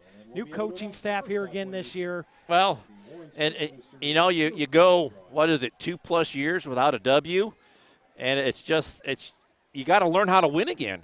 And, you know, these kids that are in the program for multiple years, you know, they've got to find the way to get that first W and then repeat it. And it's just they're haven't quite found the light switch quite yet, and they're just kind of fumbling around in the dark. Oh, we'll see if they can figure it out here as this kick's taken. 20, 25, speed coming this way. Oh, what a great wrap up there, and look for help as that was a great wrap up stop there. Was that Jackson again with the initial hit? Number 4. Tucker Jackson. 2:05 to go. We'll give it right now, Dewey. It's the LECOM Corry Memorial Health. LECOM Health, Corry Memorial Hospital. 2-minute warning here in the first half. Dragons have it at their own 28-yard line. They have all 3 timeouts to work with, and they have 72 yards to go to pay dirt. Coming up in our Humes Ford halftime report, we'll take a look at the YDL Sports Network scoreboard from around District 10, and we'll also have the ever-famous mascot challenge delivered by Dewey Hurd, and we've got a Jim's Automotive timeout on the field. That means we'll take one as well, and we'll take it with 2 minutes to go here in the first half. We'll be back on the Deej Experience Sports Stream. Beavers up 33-0.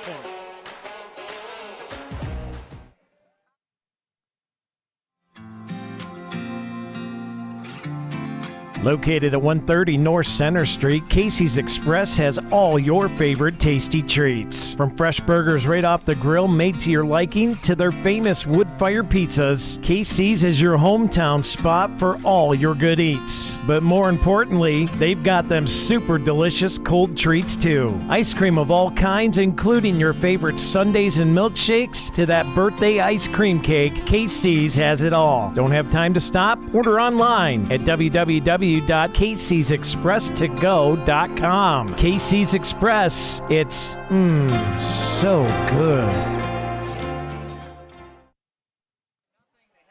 Welcome back here to the Deej Experience Sports Stream as the Beavers with a big lead and the Dragons trying to get something going here before half. They'll take the snap. Here's the give up the middle. Trying to break a tackle, and there's a sea of white that corrals him. He's going to pick up about 4 on the play, Duke. Going to get across the 30 to about the 32.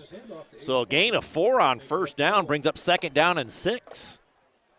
For a gain of 4, ball's on the 32-yard line. It's second and 6. And when you get behind sometimes, Scott, you just get in that pass mode all the time, and it's hard to commit to sticking with that running game, but you got to find a way to get first downs and flip the field possession to get you into a position to score, and you have to stay dedicated to that run game.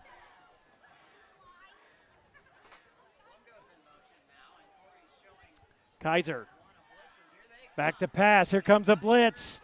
Kaiser's rolling out right side, and he's just going to throw that thing away. That's a heads-up play for Kaiser. As there was nothing open, and the Beavers were coming in a hurry. Yeah, Nathan Weiss bearing down on him, and that'll stop the clock with 1:11 to go and puts the Dragons in 3rd and long.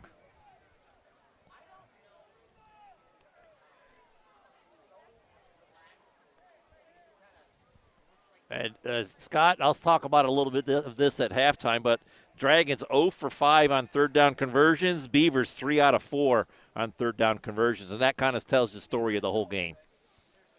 1:11 here to go, and it's 3rd and 6 here. A must convert for the Dragons.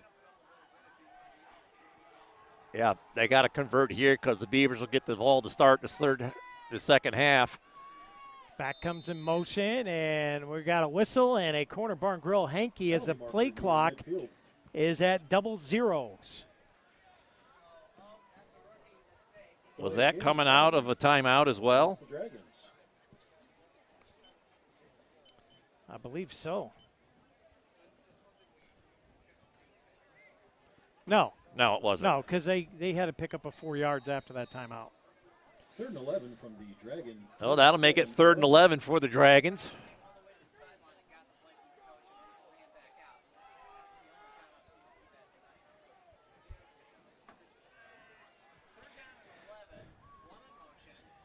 Blum comes in motion. Here's Kaiser, takes a snap low, held on to it over the middle, and that was dangerously thrown as that was a little overthrown, and Keaton Persina was lurking back there. Clock stops with 1:07. Fourth down for the Dragons. Well, all starts with that snap from center. It's off to his left side as he picks it off his left hip and bobbled it a little bit, and that just throws the timing off of the play, and it falls incomplete, nearly picked off. Well, we're going to start the Humes Ford halftime report with an interview, hopefully with Coach Goodwill before he hits the locker room. So you're going to want to stay tuned for that as soon as we hit triple zeros on the clock here in the Epiphany's Emporium second quarter. As Steve Mountain will be down there with the Elwood National Forge field cam at the ready. As Blum ready to punt this away. Piece B punt, high, short kick, and that's going to hit and roll backwards. And, boy, the Beavers are going to have it 1st and 10 inside the Warren 40-yard line. Yeah, the chain gang's not going to have to move but maybe a half a foot here. It'll be 1st and 10 at the Dragons' 38-yard line as that punt went almost straight up in the air. We'll see if the Beavers take a shot here early off of that punt.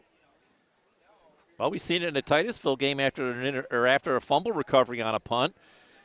Baker hit Fresina in the back corner of the end zone on a one-play drive that gave the Beavers a 6-0 lead. Beavers come out with 3 receivers to the near side. Baker in the gun, sidecar off here. Here's the quick throw. It's caught. It's Blake Cook trying to turn it upfield. He gets spun down at the 35-yard line. 50 seconds and counting here. Nice tackle there by 30. Colby Zinger has a nice open field tackle on a very speedy receiver. Gain of 4 on a play. It brings up 2nd and 6 from the 34-yard line. Twins to the bottom side here. Single receiver, top side. Baker waiting for the snap, takes it. Here's the give up the middle. It's the running back, and I can't tell if it's Kennedy, and it is. Dion Kennedy, and that's going to be enough for a Northwest Bank first down for the Beavers. And it looks like we're going to have a stoppage of play until they get the chain gang set. 19 seconds to go. We got a Jim's Automotive timeout due. Taken here by the Beavers. We'll take a timeout with them. We'll be back right here on the Deej Experience Sports Stream. Beavers on top, 33-0. 19 seconds to go when we come back.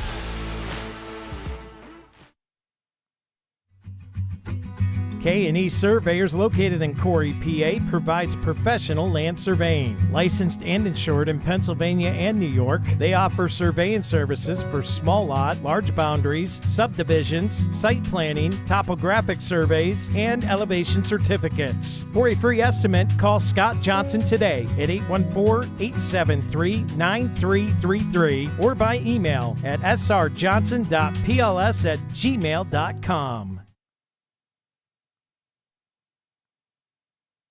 And welcome back in here to the Deej Experience Sports Stream. Thank you to K&E Surveying and all of our sponsors here all season long on the Deej Experience Sports Stream. 19 seconds left here, Dew.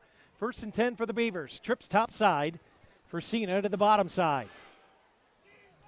Here's a snap. Baker back to pass. He's looking for Fresina's way, and it's thrown outside. And I'm surprised Stephen Mountain didn't come up with that ball over there. All you don't have is catching gloves on. Oh, okay. On the Dragon 26. That burnt all of 4 seconds off the clock. Brings up 2nd and 10 for the Beavers here.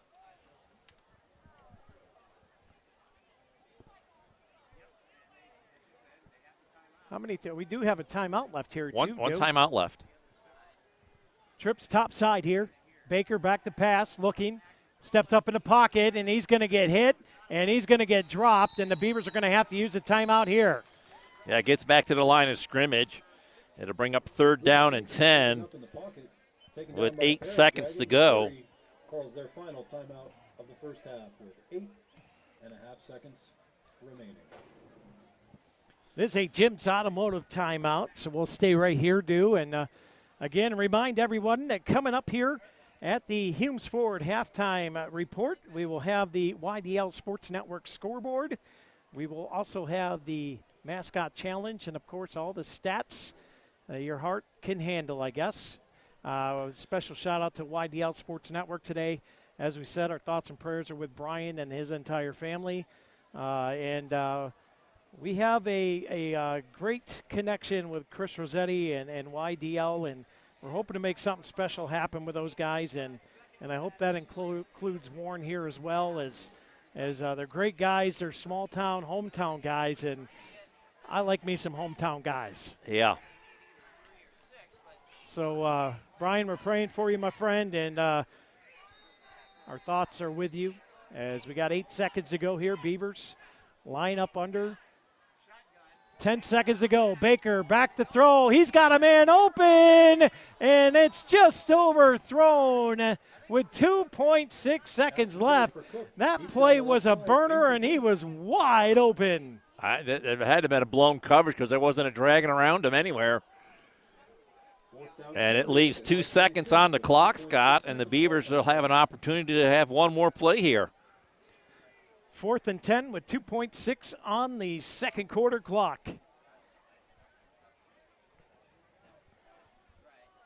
Baker sets up, twins top side, single receiver to the bottom is Fresina.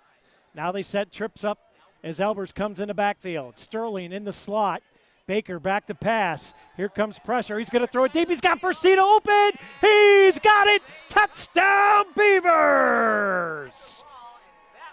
Baker's pass down the right side. That one was on a dime, It just dropped out of the sky, and that will give the Beavers another Corry Custom Machine touchdown. And that'll be 39-0 with the Kearney and Ruth PAT upcoming here, as it'll be Lathrop holding for Fresina. And Fresina will line up the kick here, and the kicking woes have been noticeable here today, A few bad snaps from center. And that's going to be offsides here against the Dragons. As the Corner Bar and Grill flag comes in.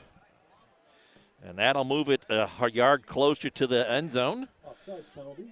Do you pull your offense and bring them back out on the field and try to run it in, or do you just kick the PAT here? I don't think you need to. I think you just kick the PAT. Oh, they declined it. They declined it.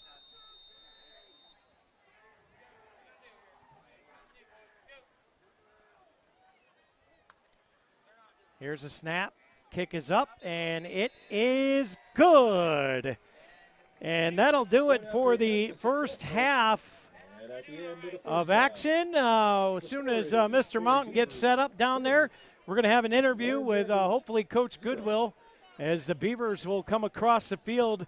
And it's going to be just a kind of like Titusville last week. The Beavers just having their way with everybody. We'll see what Coach Goodwill has to say about this first half performance, Yeah, I mean, I'd like to see him work on that running game just a little bit more.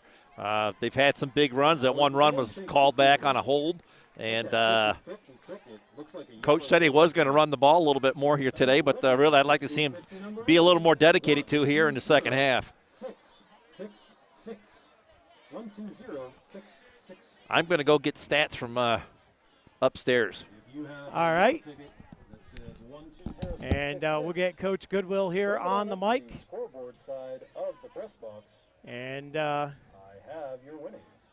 Here is Mr. Mountain, Humes Ford halftime report. Steve, take it away. They will play the first 2 songs. Come together. Strong first half. How pleased are you with your team's performance? Overall pleased, a lot of great things, So I don't want to sound too cranky, but we still have a lot to work on. There's still a lot of sloppy play offensively, just not lining up right. So it's early in the season type things, and we're going to nitpick on that stuff. But overall, very pleased with our performance. What's the message to the team at a halftime when you're up big like this? We need to keep working on our fundamentals. We need to line up correctly. We need to be better blockers. We need to break down in the open field when we're tackling. Just working on all the fundamentals and continue to get better. All right. Thank you for your time, Coach. Thanks, Good Steve. luck in the second half. Thank you. Scott, Dewey, strong start for the Beavers. Back to you. All right, Steve-O, thank you so much. And we'll take this break here, and we'll be back with our Humes Ford halftime report. We'll have the YDL Sports Network scoreboard update around District 10, and we'll have all that for you, including the Mascot Challenge when we come back on the Deej Experience Sports Stream. It is halftime, and the Beavers are up a bunch, 40-0 when we come back on the Deej Experience Sports Stream.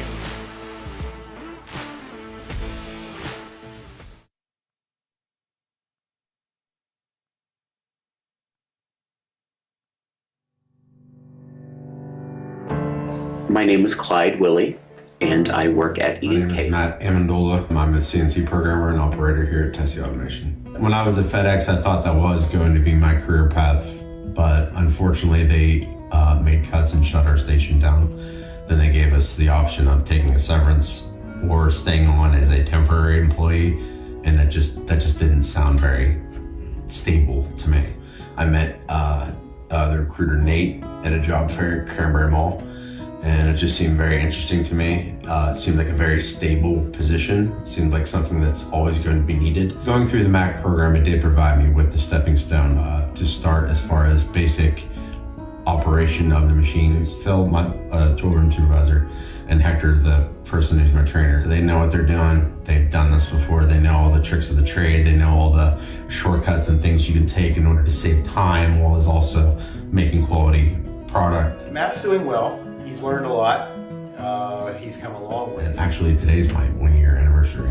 So if I take a snapshot from 1 year to now, it's greatly improved. There's still a lot to learn. There's still a lot to do, but I'm moving in the right direction. Most of the things that we do, every piece is different. So it's hard to hone your craft at first. I take a lot of notes and go to your notes and try to increase your production time. And that was the biggest part, was just being able to move quickly, but also move with precision. We do not make hundreds of anything, thousands of anything, not even 10s or 20s quite often. It's one piece of this, 2 pieces of that. As Matt may be working on a project, I can see how the progress is going on that, tell them that they are doing about what is expected of them.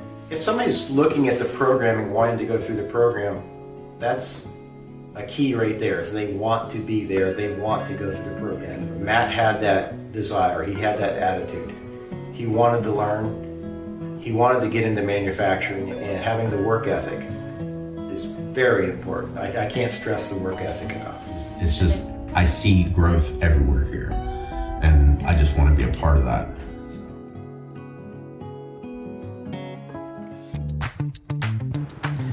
Hey guys, it's Jason from Mon's Merch. And if you're like me, you like to see your name on a lot of things. Whether it be on some cups, maybe even some hats. We can even do earmuffs. We can do socks. Cutting boards? Yeah, we can do that too. Knives, please be careful. Ties? Even shoes. So if you have a club, if you have a business, if you're in a sporting event, if you're just wanting to see yourself somewhere, stop on down to Mon's Merch and see me. Because not only can we give you customized clothing, but customized merchandising. And by the way, did you know that we do awards? Because I took first place in my own tournament someplace, but I was really good at it. Stop on down, see me. Jason, Mon's Merch, right in the center of Corry. Good luck, Corry Beavers.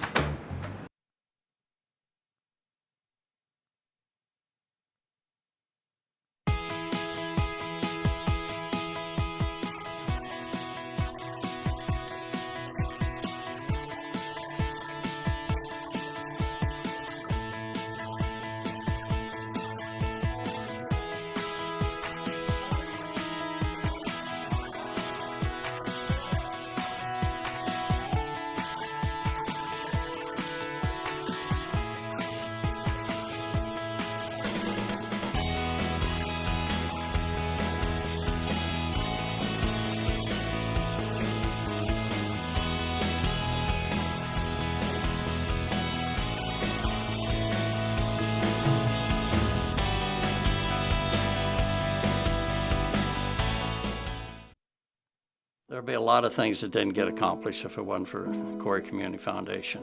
They've just really been a driver behind improving the community. 3 of the organizations that I'm heavily involved with get assistance along with grants from the Corry Community Foundation. Organizations know that they are backed up, that they have somewhere to go if necessary for their funds. You don't have to be a millionaire. You can leave a couple $100, you can leave a couple $1,000, you can leave whatever. When everybody pulls together, it makes a big difference. Your money is long going to outlive you for the benefit and the good of the community. So by going through the Corry Community Foundation, it will ensure that our money gets put in the places we care about here within Corry.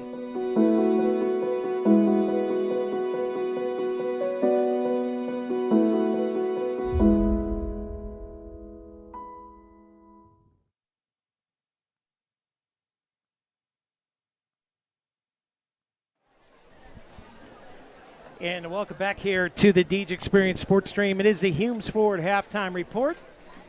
And we are going to get stats and all that to you here in a minute. But first, the performance from your Corry Marching Band as they get set up and ready to go.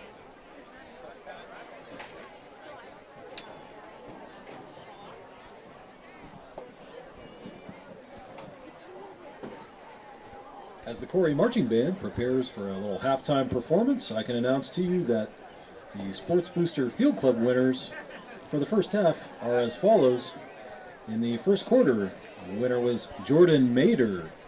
In the second quarter, the winner was Andy Lux. Congrats to the winners, and the Sports Boosters will be in touch.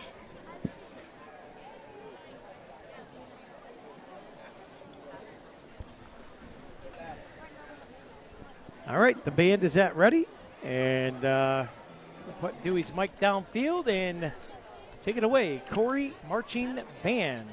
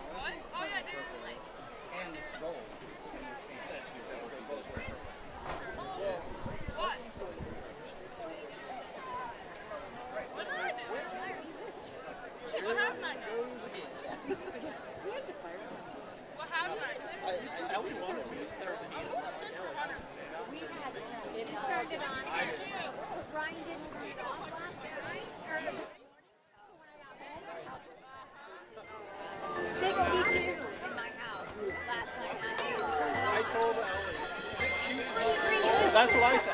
Kelly ran 60 degrees in her bedroom all Right summer there, long. right there. I'm like, you are not turning the heat up. She's like, Dad, it's different. I'm ready to I'm like, no, it's not. I'm like, grab another blanket.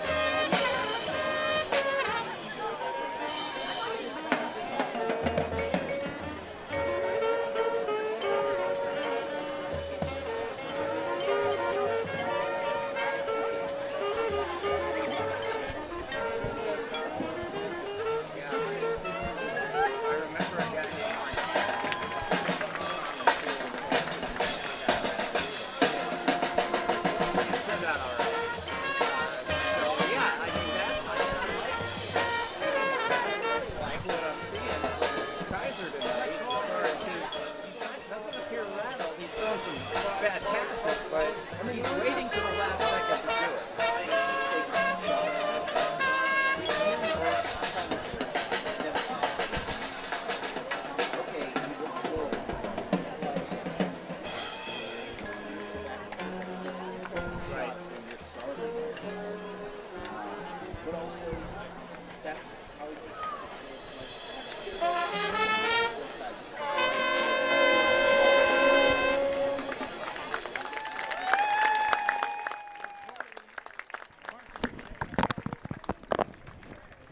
Your Corry Marching Band right here on the DJ Experience Sports Stream. Let's get into our halftime report brought to you by Humes Ford of Corry. And we're going to start it off with the YDL Sports Network scoreboard. As we look around District 10, Farrell with a 24-3 lead over Fort LaBeouf at halftime. Beavers will take on Fort LaBeouf in Waterford next Friday. Mercer 14-0 over Lakeview. We have Reynolds 16-0 over Maplewood. Hubbard, Ohio over top of Wilmington. Actually, that game's tied at 14. Cambridge Springs over Northwestern, 22-0. Cochranton over Union City at halftime, 35-13. Eisenhower at the half with Sagertown, 28-13. And we've got Grove City 21-7. And that game is over Fairview. Girard 28 over Titusville, 28, tied up there. And Hickory over University Prep, 7-6. Meadville over Collinsville, 15-7.5. And then General McLean on top of Harbor Creek, 14-0. And Mentor, Ohio, 28, McDowell, 17. Northeast, 27-0 over Seneca. Sharon over Prep, 13-9 in the second quarter. And Oil City on top of Mercyhurst Prep, 29-7. Wow. If you're looking to support Warren High School sports tomorrow. Hey, Scott, Dewey, we're down here with Coach Corbar from the Warren Dragons. And, Coach, not the first half you wanted, but what was the message to the team in the locker room? Be resilient, come back, show heart. That's what we got to do. Just keep coming back at it, keep coming back at it, and keep coming back at it. Absolutely. What kind of growth do you need to see for your team here in the second half? Got a freshman quarterback. Absolutely. Just needs to see reps and plays. That's all it is. All right. Well, thank you for your time, Coach. Thank you. Appreciate it. Have a good day. You too. A lot of youth on this team, Scott. A lot of time to grow, and they'll be at it here in the second half. Back to you. All right, thanks, Steve-O. You heard from the Warren's Dragon Coach, brought to you by the YDL Sports Network. And let's get to it, Dewey, with our stats up there. What do you got for us? Well, on third down conversions, Beavers were 3 out of 5 in the first half there. Dragons were 0 for 6. Total first downs, the Dragons had 3 in that first half. Beavers in double digits at 10. Penalties were kind of even. Beavers had 5 penalties, and the Dragons had 4. No turnovers. No Bracken Funeral Home turnovers that stood. There was a couple that were out there, but the penalties kind of wiped them out. And the Beavers used all 3 timeouts, and the Dragons used just 1. Excuse me. That freshman quarterback, Kaiser, 4 for 10 for 17 yards. And his big receiver was Wyman with 2 catches with 11. And running the ball, Colbert with 3 carries for 21 yards. Edgar with 4 for 6 yards. And it looks like Garrett Coughley, 1 for 2. On the Beavers side of things, they were 13 carries for 95 yards. Leading the charge was Connor Sterling with 4 carries for 40 yards and a TD. Lamech Albers had 3 carries for 24 yards. Meredith had 2 carries for 12 yards. Kennedy had 1 carry for 9. Baker had 2 carries for 6, and Blake Cook had 1 carry for 4, but he also had a 92-yard punt return for a touchdown. That was a big run for the Beavers as their first touch of the game. Lucas Baker with 9 for 15 for 148 yards and 3 TDs in that first half. Tucker Jackson, 2 of 77 yards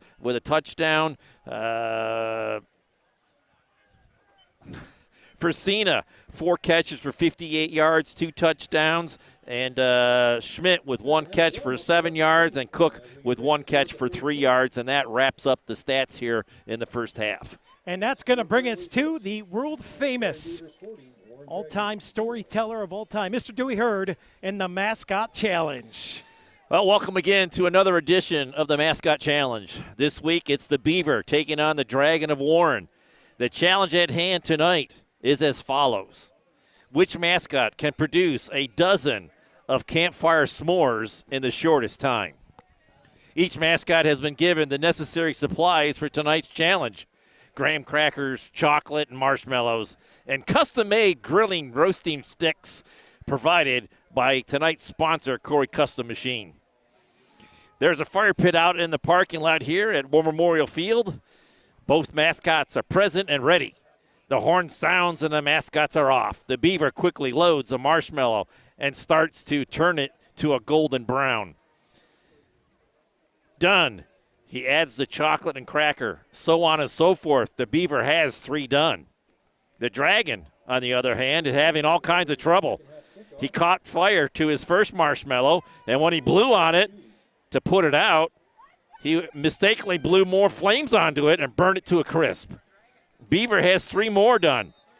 Dragon finally gets his breath under control, but it's too late. Beaver finishes up and wins 12-1. Bring on the Bison next week. 12-1, the Mascot Challenge Beaver is undefeated, and here's the kickoff of the second half right up the middle, and taking it all the way up to the 35-yard line as we are back under action here at War Memorial Field. Had to cut it close there, Dewey, with the story this week. Well, we kind of ran a little bit long with the band, and then the coach Corbett was a congenial to give us a quick interview coming out of halftime. So we packed a lot into there to that Humes Ford halftime report.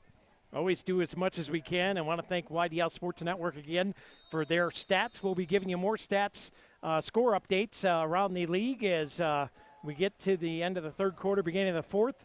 Right now for this young team, you heard the Warren Dragons coach talk about it. They got a freshman at quarterback. They're a very young team, and it's going to take reps. It's going to take time, but they need to come out and keep pounding. Yeah, just keep after it. Keep putting the sledge to the rock. It'll crack eventually. Beavers come out in the gun, and here's the handoff. Coming around, is this Sterling or Kennedy? Can't tell, but he's out of bounds at about the 46-yard line. Deion Kennedy, and looks like he's got enough for another Northwest Bank first down. Northwest Bank for what's next. Ball's going to get spotted on the 46-yard line. And the Beavers pick up right where they left off in that first half. Kennedy with a nice run over the right side. With Scott, coach is right back to working on that running game. Well, in a running clock here this whole second half, so the Beavers probably be taking their time here and trying to get out of this one healthy the rest of the way. And on to LaBeouf next week. That's going to be a tough game, but you got to take care of business here first.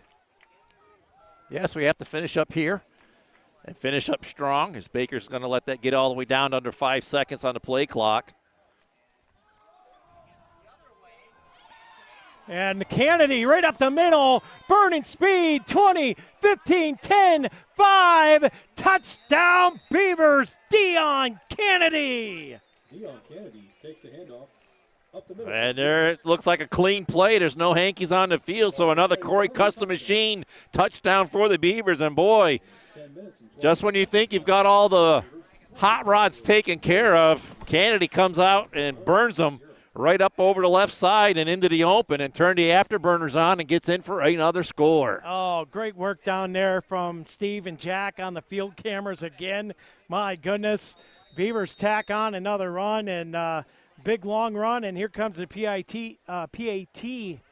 attempt by Keaton Fresina. Is that Fresina, Dewey? No, I don't think it is. That's not Fresina. Is that Gavin Kent, I wonder? I believe it is. Number 88. 88, Gavin Kent puts the ball high in the air, and it's good. Gavin Kent connects on his first PAT try. Brought to you by Carney and Ruth, and we'll take a break. We'll be right back on the D's Experience Sports Stream. Beavers up 47-0.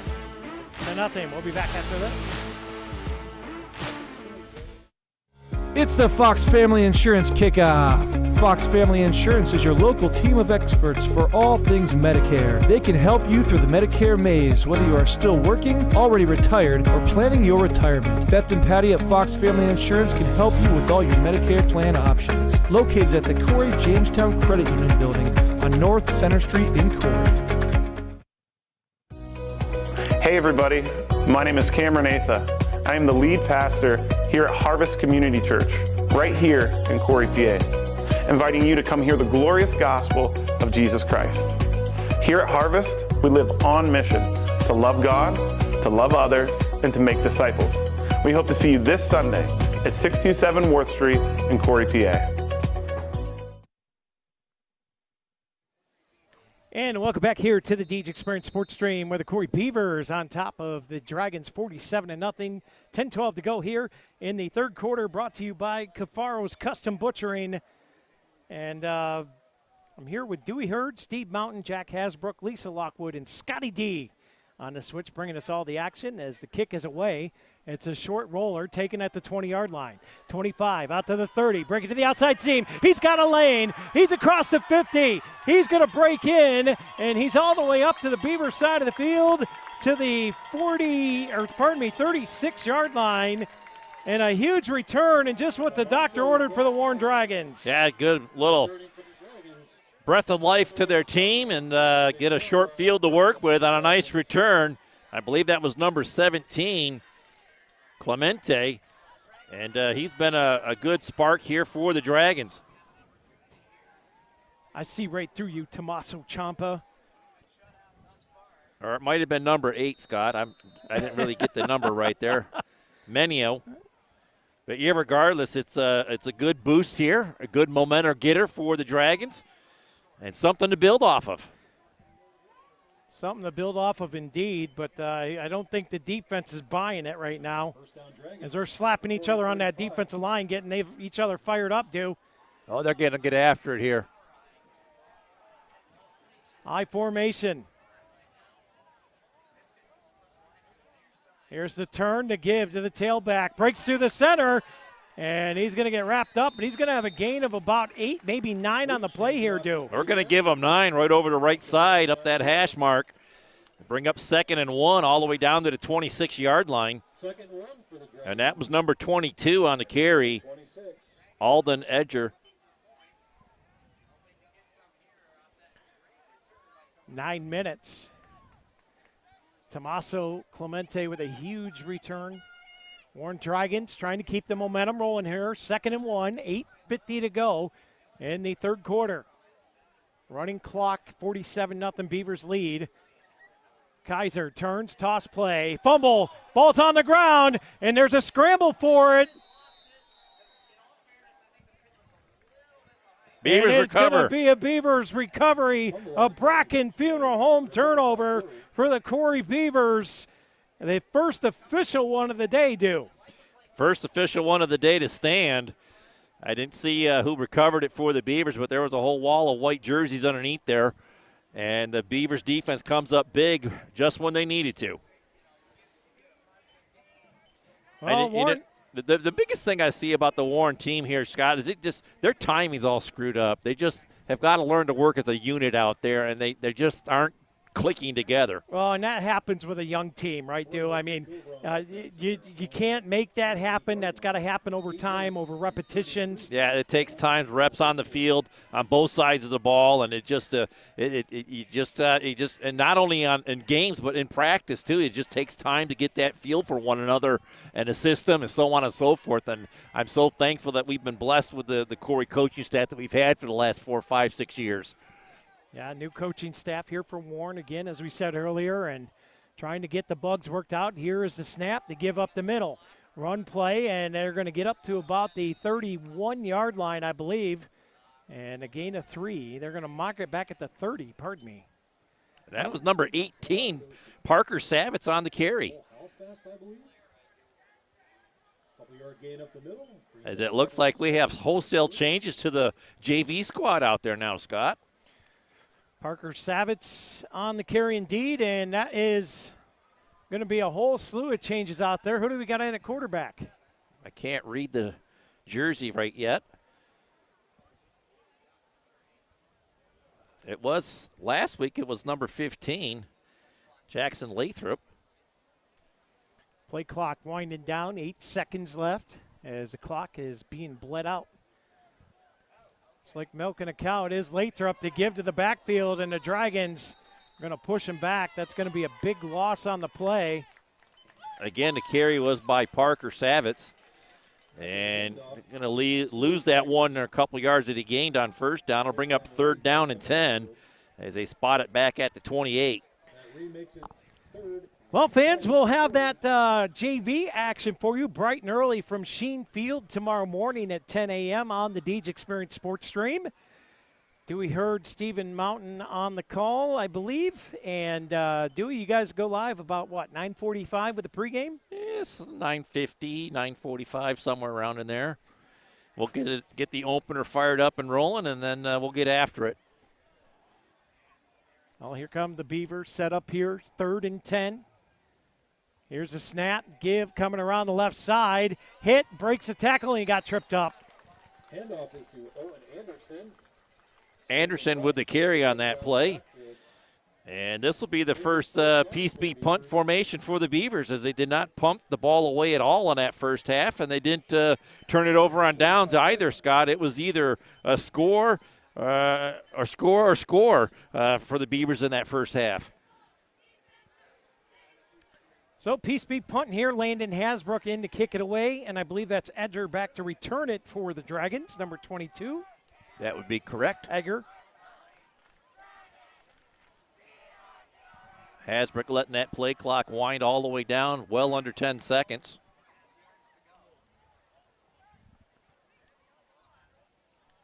Here's a snap. Kicks away, end over end. It's going to hit at about the 49 and take a Beaver hop. Skip and a roll all the way down to the 40-yard line, inside to the 39. And that's where the Warren Dragons will pick it up and take over possession. So aside from the JV game tomorrow at 10 a.m., I believe we also have rec football at 3 p.m. tomorrow at Sheen Field there, and that's the Harbor Creek Huskies coming into town, correct? That is correct. And that game is at 3 o'clock. Meanwhile, yours truly will be over at Waterford at Fort LaBeouf High School in the high school gym, covering the Fort LaBeouf annual volleyball tournament. We'll be in the main gym only, the Beavers in that tournament, as well as the Pickers. 16 teams in that tournament total, Dewey. Me and Clutch are going. We'll be there all day from 8 a.m. to about 6 or so, I'm guessing. Here's a give around the edge, and stuck right there is Egger. And he's going to pick up about 4 yards on the play. At 4 yards up to the 43, brings up 2nd and 6. Tucker Jackson again with a nice stick on defense. Gets him on the tackle. Brings up 2nd down and 6 here. Already down to under 5 minutes to go in this third quarter. And I'd like to mention that last touchdown run was a big Mons Merch. Big run for Kennedy as he punched it in to make it 47-0. He might get an award for that, you know. He might. Because he was really good at it. In his own category. High formation here for the Dragons. Kaiser takes a snap, turns, gives up the middle, and it's stacked up immediately. And the Beavers drop them. No gain on the play, maybe a yard at the most. They're going to give him a yard. It'll be 3rd down and 5. I want to thank everybody for hanging with us here tonight, watching live on the Deej Experience Sports Stream. Also over on the YDL Sports Network YouTube page, I believe, or main page, website there. I want to thank Chris Rossetti for sharing our stream with all of you from Warren. Hope you're enjoying the coverage here. It's, like I said, hats off to Brian and his family. Prayers for him as they're going through a tough time today. And this tackle here, pick up of a yard. What do you got out there, Duke? Maybe a yard gain up to the 44, bring up 4th down and 5. Nope, they spot it back at the 43, so no gain on the play. It'll be 4th down and 6. On the left hash at their own 43-yard line. And Blum comes out, Piece B punt formation here. 2:50 to go. Beavers in Piece B punt return. Back deep is, who do we got back there? That's Cook. Blake Cook back there to receive it. Still got Cook back there, huh? Yep. We got a corner bar and grill flag on the play. Illegal formation, or was a false start on the Dragons. 5 yards. 4th and 11. 2:35 to go. High snap. Blum handles it, kicks this one away, and that's a good kick. And fair catch here for Blake Cook. And the Beavers offense will come out, and they'll start at 1st and 10 from their own 31. They put it down at 32-yard line. And that's where the Beavers will take over for possession. And kind of hard to get all these commercials in when the Beavers keep putting a running clock on us every week. I know it. But next week is going to be a good one. That's going to be a slobber knocker. That'll be a good test for the Beavers. They'll be going into LaBeouf, taking on the Bison. Bison will be in there. I believe last we checked, they were behind Farrell considerably. And the Beavers will come in with a 2-0 record. But a good test for both teams to see exactly where they're at in District 10. Lathrop in the gun, sidecar to his left. 2 receivers to the top side, single receiver to the bottom. And we got movement. Corner bar and grill flag on the play. Well, I can say this, Scott. The officials have been consistent tonight, calling the obvious ones. That'll back the Beavers up 5 yards, so it'll be 1st and 15. And it just goes to show you there's things to work on.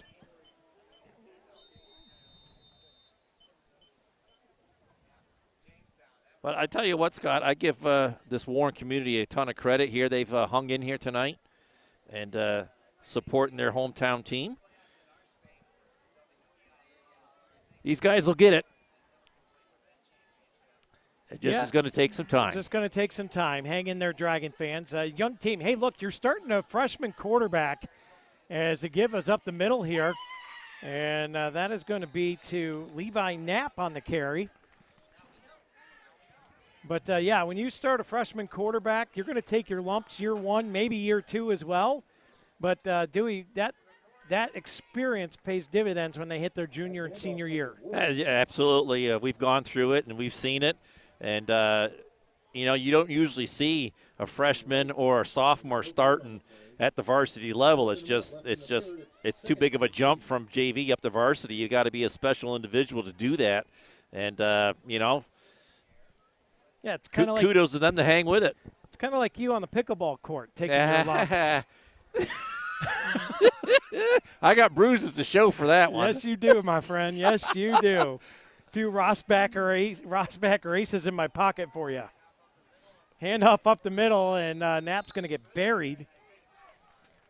Next to no gain on the play. It'll bring up 3rd down and long. And that's going to be the last play here, I believe, of the 3rd quarter, as we are well under the Lecom Corry Memorial Hospital 2-minute warning. Yeah, the Beavers don't have to run another play here. Down to about 12 seconds here to go in the quarter, and they're still in the huddle, so that looks like that's going to be the last play here. We'll head to the 4th, brought to you by K&E Surveying. 47-0 is the Beaver lead. We'll be back right after this.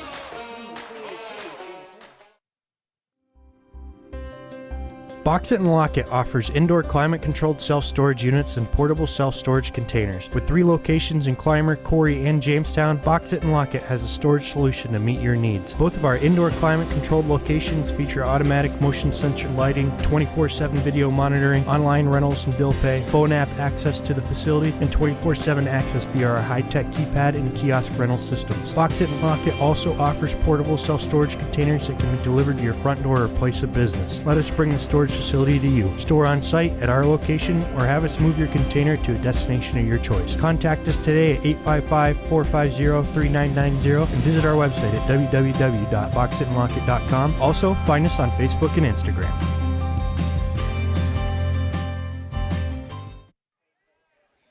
Welcome back in here to the DJ Experience Sports Stream as we start the fourth quarter of play, brought to you by K&E Surveying.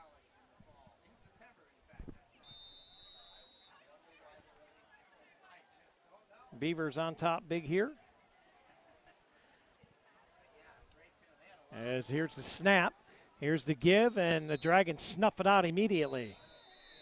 And corner bar and grill flags come flying in after the play.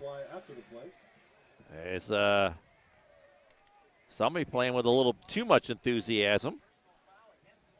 It's going to be a personal foul against the Dragons.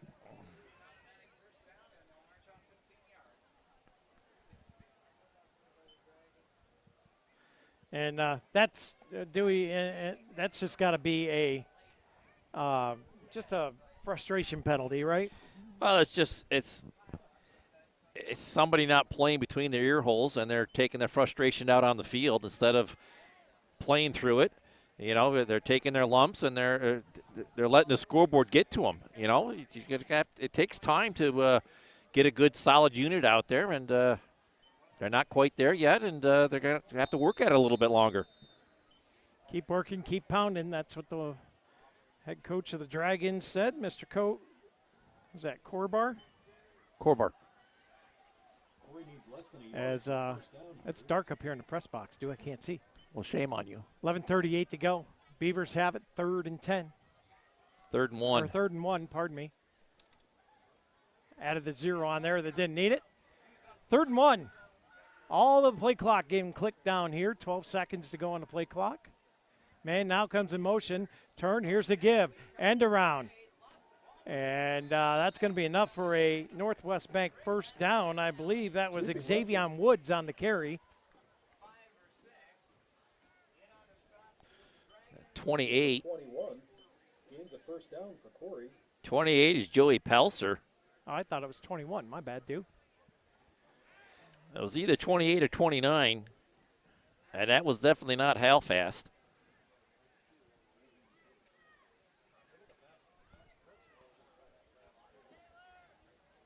Actually, that's 28 or 29 was the guy seen running off the field after that last play, so you might be right. It might have been Woods. I didn't see the end of the play. I'll bet on myself. Okay. It's a Northwest Bank first down for the Beavers at their own 45-yard line. Just under 10.5 to go in the ball game. Give to Levi. Knapp right up the middle, and he's going to gain about 4 yards, 3 yards on that first down run. It'll bring up 2nd down and 7 as they mark him at the 48.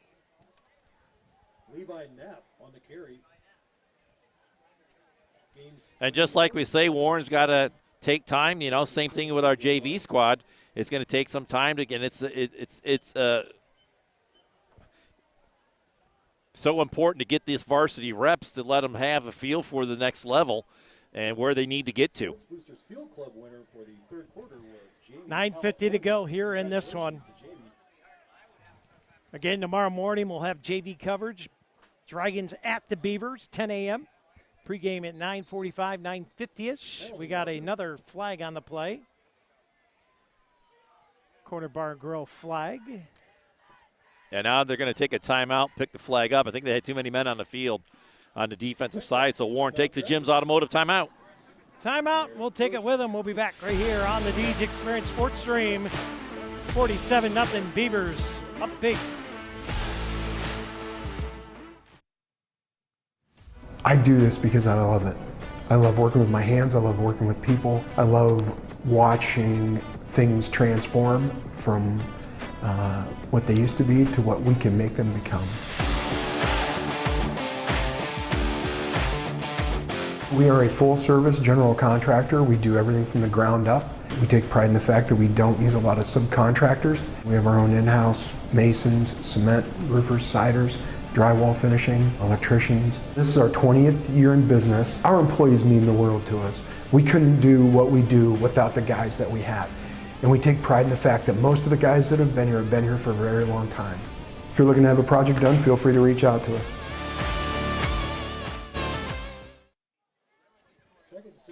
And welcome back here to the Deej Experience Sports Stream. Scott Lockwood, Dewey Hurd, Scotty D on the switch. Lisa Lockwood, Stephen Mountain, Jack Hasbrook bringing you today's action as Levi Knapp scurries his way forward. He's out across the Casey's Express 50-yard line. And the clock continues to burn away here, Dew. Yeah, over the 50 and down to the 48-yard line. That'll bring up 3rd down and 3 for the Beavs.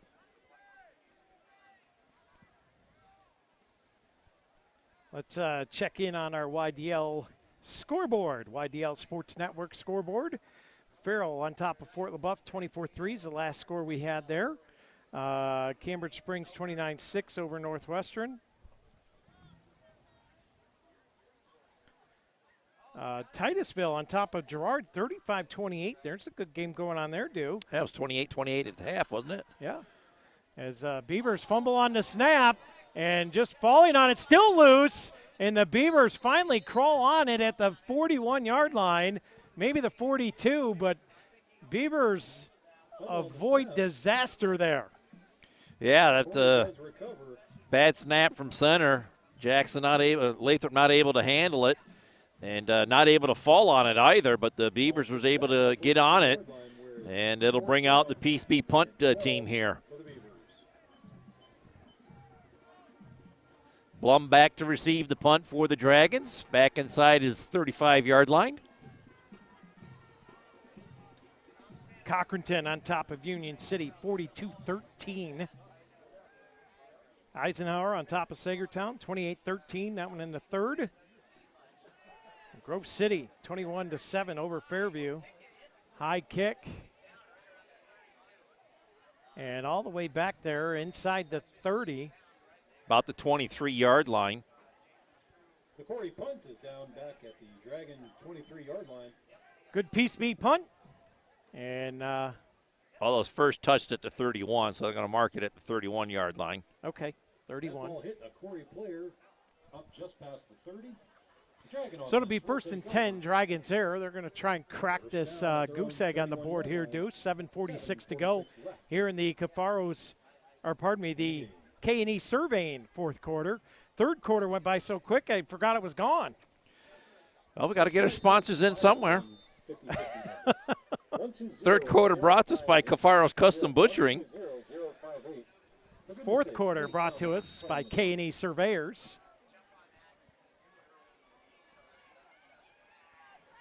And see if the Beaver defense can hold here and snap, give up the middle, and nothing doing there as the Beavers push them backwards. Maybe a gain of 2 on the play, but that's it. Yeah, good surge by that offensive line to get a couple of yards and give the back some room to work. But there wasn't a lot of wiggle room in there. And it'll bring up 2nd down and 8. Nickerson out of the ball game there as Heiser comes in.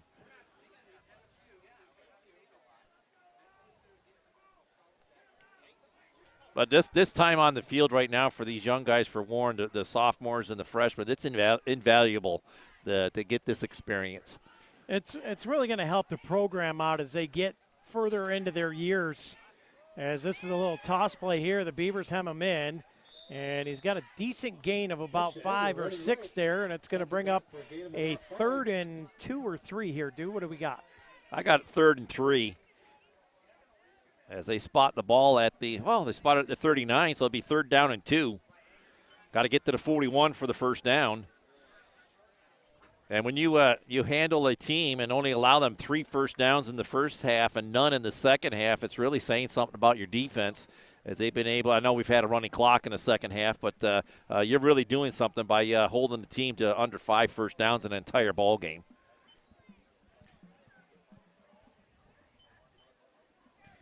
Beavers set to try and stop it here on a 3rd and 3, 6 minutes to go. Running clock here in the fourth quarter. Dragons turn, give to the up man, and the Beavers snuff it out right away. But he twists and turns his way up. He's going to have enough for first down. Yeah, he is. He didn't give up on it. He's going to convert on 3rd down. Good effort there. And that's what you like to see from the Warren Dragons. Just keep pounding that rock. Keep working. keep listening to what the coaches are telling you and keep believing and just keep that work going. First down, Dragons at their own 42-yard line. Just under 5.5 to go in the ball game here, Scott. And the Dragons with another first down out at their own 42.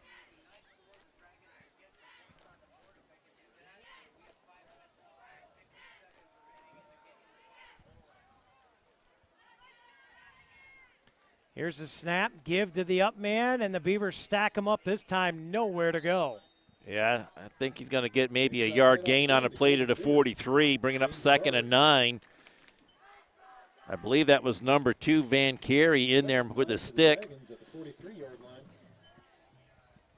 Great play by the offensive defensive line here by the Beavers tonight, Scott. We couldn't say enough of it in the first half as they used their speed and agility to get by that offensive line and defensive line for the Dragons, and they have played an outstanding game. And that was kind of our big question mark coming into the game. We knew how big and physical Warren could be, and I think the Beavers handled it quite well.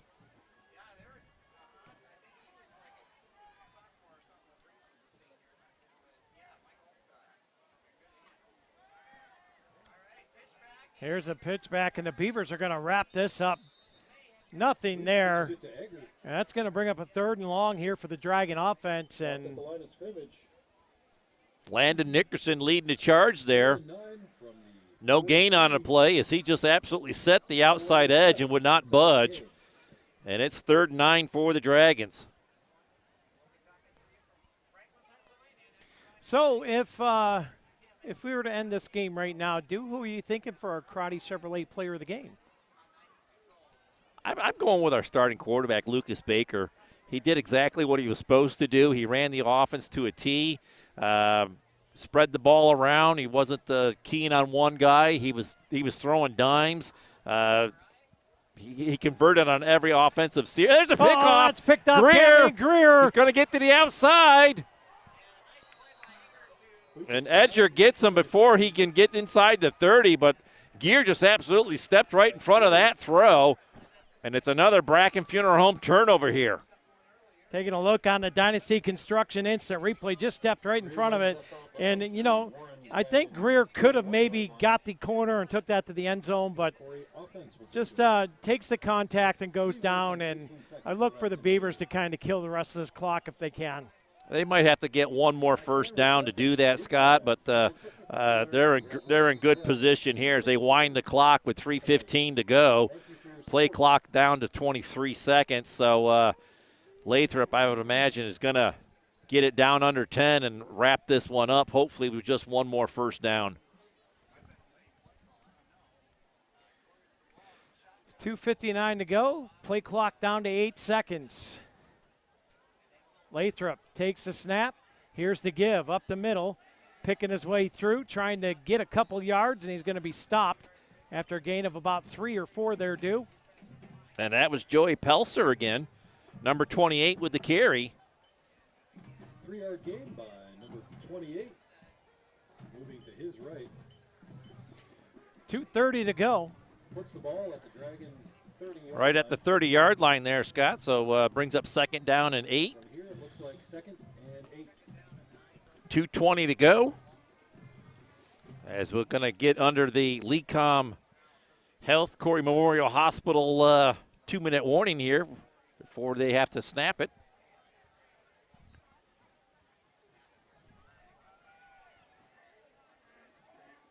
Play clock down to 5. Here's the snap, turn, give. Peltzer comes around left side. He's going to scamper his way up, and he got twisted up there. And he is down on the ground, and we are going to take a – there's a Warren Dragon down on the ground as he got twisted up there, and we're going to have a Corey Manor injury timeout. So we'll step aside real quick, and we'll take it, and we'll be back right here on the Deej Experience Sports Stream in just a few.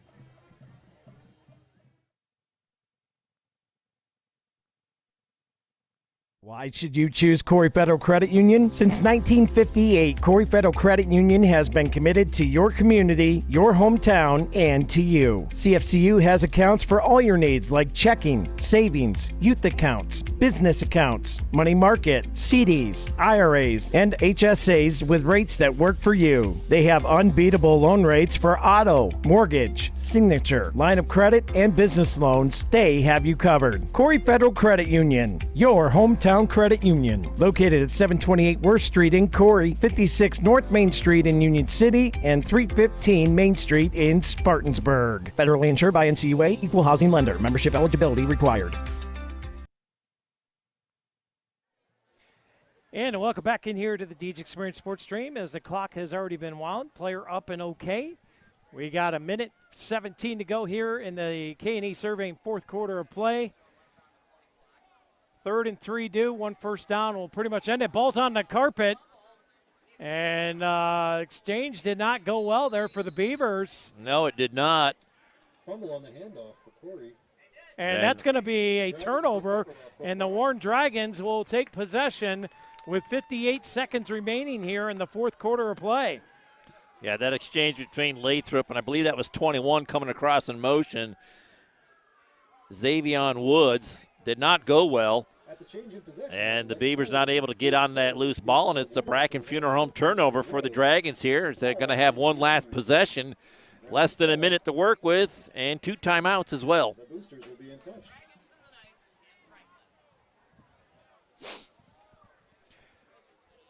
So the Beavers will start the season 2-0 with 2 games, running clocks in the second halves. Next Friday, Dewey, is going to be the real test for this Corry team as they will head to Waterford and take on the Fort LaBeouf Bison. Yes, and they will know how to run the ball. Clock winds. We're down to 35 seconds to go. The P2 Paving postgame show's coming up here with all your final stats. Here's the throw downfield, and that pass is almost intercepted. Kaiser's pass intended for Chris Orth. Chris Bemis almost got a hold of that and plucked it, but falls harmlessly to the ground. And that's going to do it for tonight, Dewey. Warren's going to huddle up, but there's 10 seconds to go. They're going to break huddle. They're going to have one more play. See if they get it off in time here. Quickly come to the line. 3 seconds, down to 2. They get the snap away. They're going to go deep downfield under pressure. Scrambling out to the left side. He throws it downfield, caught at the 40, and the clock expires, and they're not going to get across the Casey's Express 50-yard line, and that's going to do it. Your final here in Warren. The Beavers win it 47-0 as they throw a goose egg on the board for the Dragons. Young Dragons team, though, Dewey. The Beavers come in. They handle them well. They did what they had to do, and they'll move on with a 2-0 record to face Fort LaBeouf next week. Yeah, so, I think both teams came into this contest. They knew what they were getting, and they got exactly what they knew they were going to get. So great effort out there by both teams, but Beavers with a little more experience and a little more seasoned, and that's why they come out with a big victory here. All right, let's get to it with our post-game report brought to you by P2 Paving. Let P2 pay for you for free estimates. Give P2 Paving a call at 814-665-5190 or visit them online at www.p2pavingco.net. And with that, Dewey, let's get some stats going, and then we'll get into our offense and defensive plays of the game. All right, for the game, the Beavers ended up going 4 out of 9 on third down conversions. They end up with 13 first downs, ended up with 6 penalties, had 1 late turnover in the game there, and didn't use any timeouts in the second half. The Dragons went 1 for 9 on third down conversions. They end up with 5 first downs, and they end up with 6 penalties, and they had 2 turnovers in the second half and used 1 timeout as well in the second half to end the game. So Beavers victorious here tonight, 47-0 for a rebuilding Warren squad. And for Warren, it's hard when you're losing, but eventually it's going to come together. If I had a message to the kids, I echo Coach's sentiments. You just got to keep working, keep pounding. it'll come. You just got to put that work in, get those reps, get these young guys experience. You're starting a freshman quarterback, and that's tough. That's tough to do at this level. Yeah, so you just, do the things that you can do to make yourself better. Get in the off season, get in the weight room, do what you got to do there, and have faith in your coaching staff and do what they tell you to do, and you'll come around. It just takes time. All right, let's get to it. We're going to start things off with our offensive play of the game, brought to you by Healthy Smiles. Give Healthy Smiles a call for all your dentistry needs. 814-664-4011. What do we got for the Healthy Smiles defense or offensive play of the game? I kind of like to go with the last score that the Beavers had with Kennedy with a nice strong runner over the left side, got into the open and busted it for a 50-yard-plus run, big Mons Merch run, and it ended up being a Corry Custom Machines touchdown. All right, Deion Kennedy gets awarded with your Healthy Smiles offensive play of the game. Let's turn it over to the other side of the ball for the new Kitchen Village defensive play of the game. Well, I come late in the game, and it's a guy that doesn't normally get in there on varsity, but I kind of like the interception that Greer had and the time of the game and where it was at, playing hard, taking care of his opportunities when he had it, and had a nice return, stayed in bounds, and set up his offense deep in the Warren end. And he almost had one earlier in the game that got called back on a Corner Barn Girls flag, if you remember correctly. Yes. So he had a chance for a twofer there, and unfortunately flag took one of them away. So that's going to bring us to tonight's DJ Experience Sportsmanship Award. Well, you got to give it to the quarterback for the Dragons, as he's just getting hung out to dry there a little bit. He's learning a lot on the fly, but really he just needs to stay at it and keep pounding that rock. So I'm going to go with the starting quarterback, which was number 12, Kaiser. Yeah, number 10, Parker Kaiser. All right, and that's going to take us to tonight's Crotty Chevrolet Player of the Game. And we'll wait for Stephen Mountain to get him down there as well. And here he comes. Your Crotty Chevrolet Player of the Game is going to be Lucas Baker. And we'll get Steve on mic here. Steve-O, take it away. Hi, Scott Dewey. We are down here with your Crotty Chevrolet Player of the Game, Lucas Baker. First of all, Lucas, great game. Congratulations on the win. Thank you. How do you feel that you've grown as a player throughout the first 2 games this season and the offseason? It's been a lot.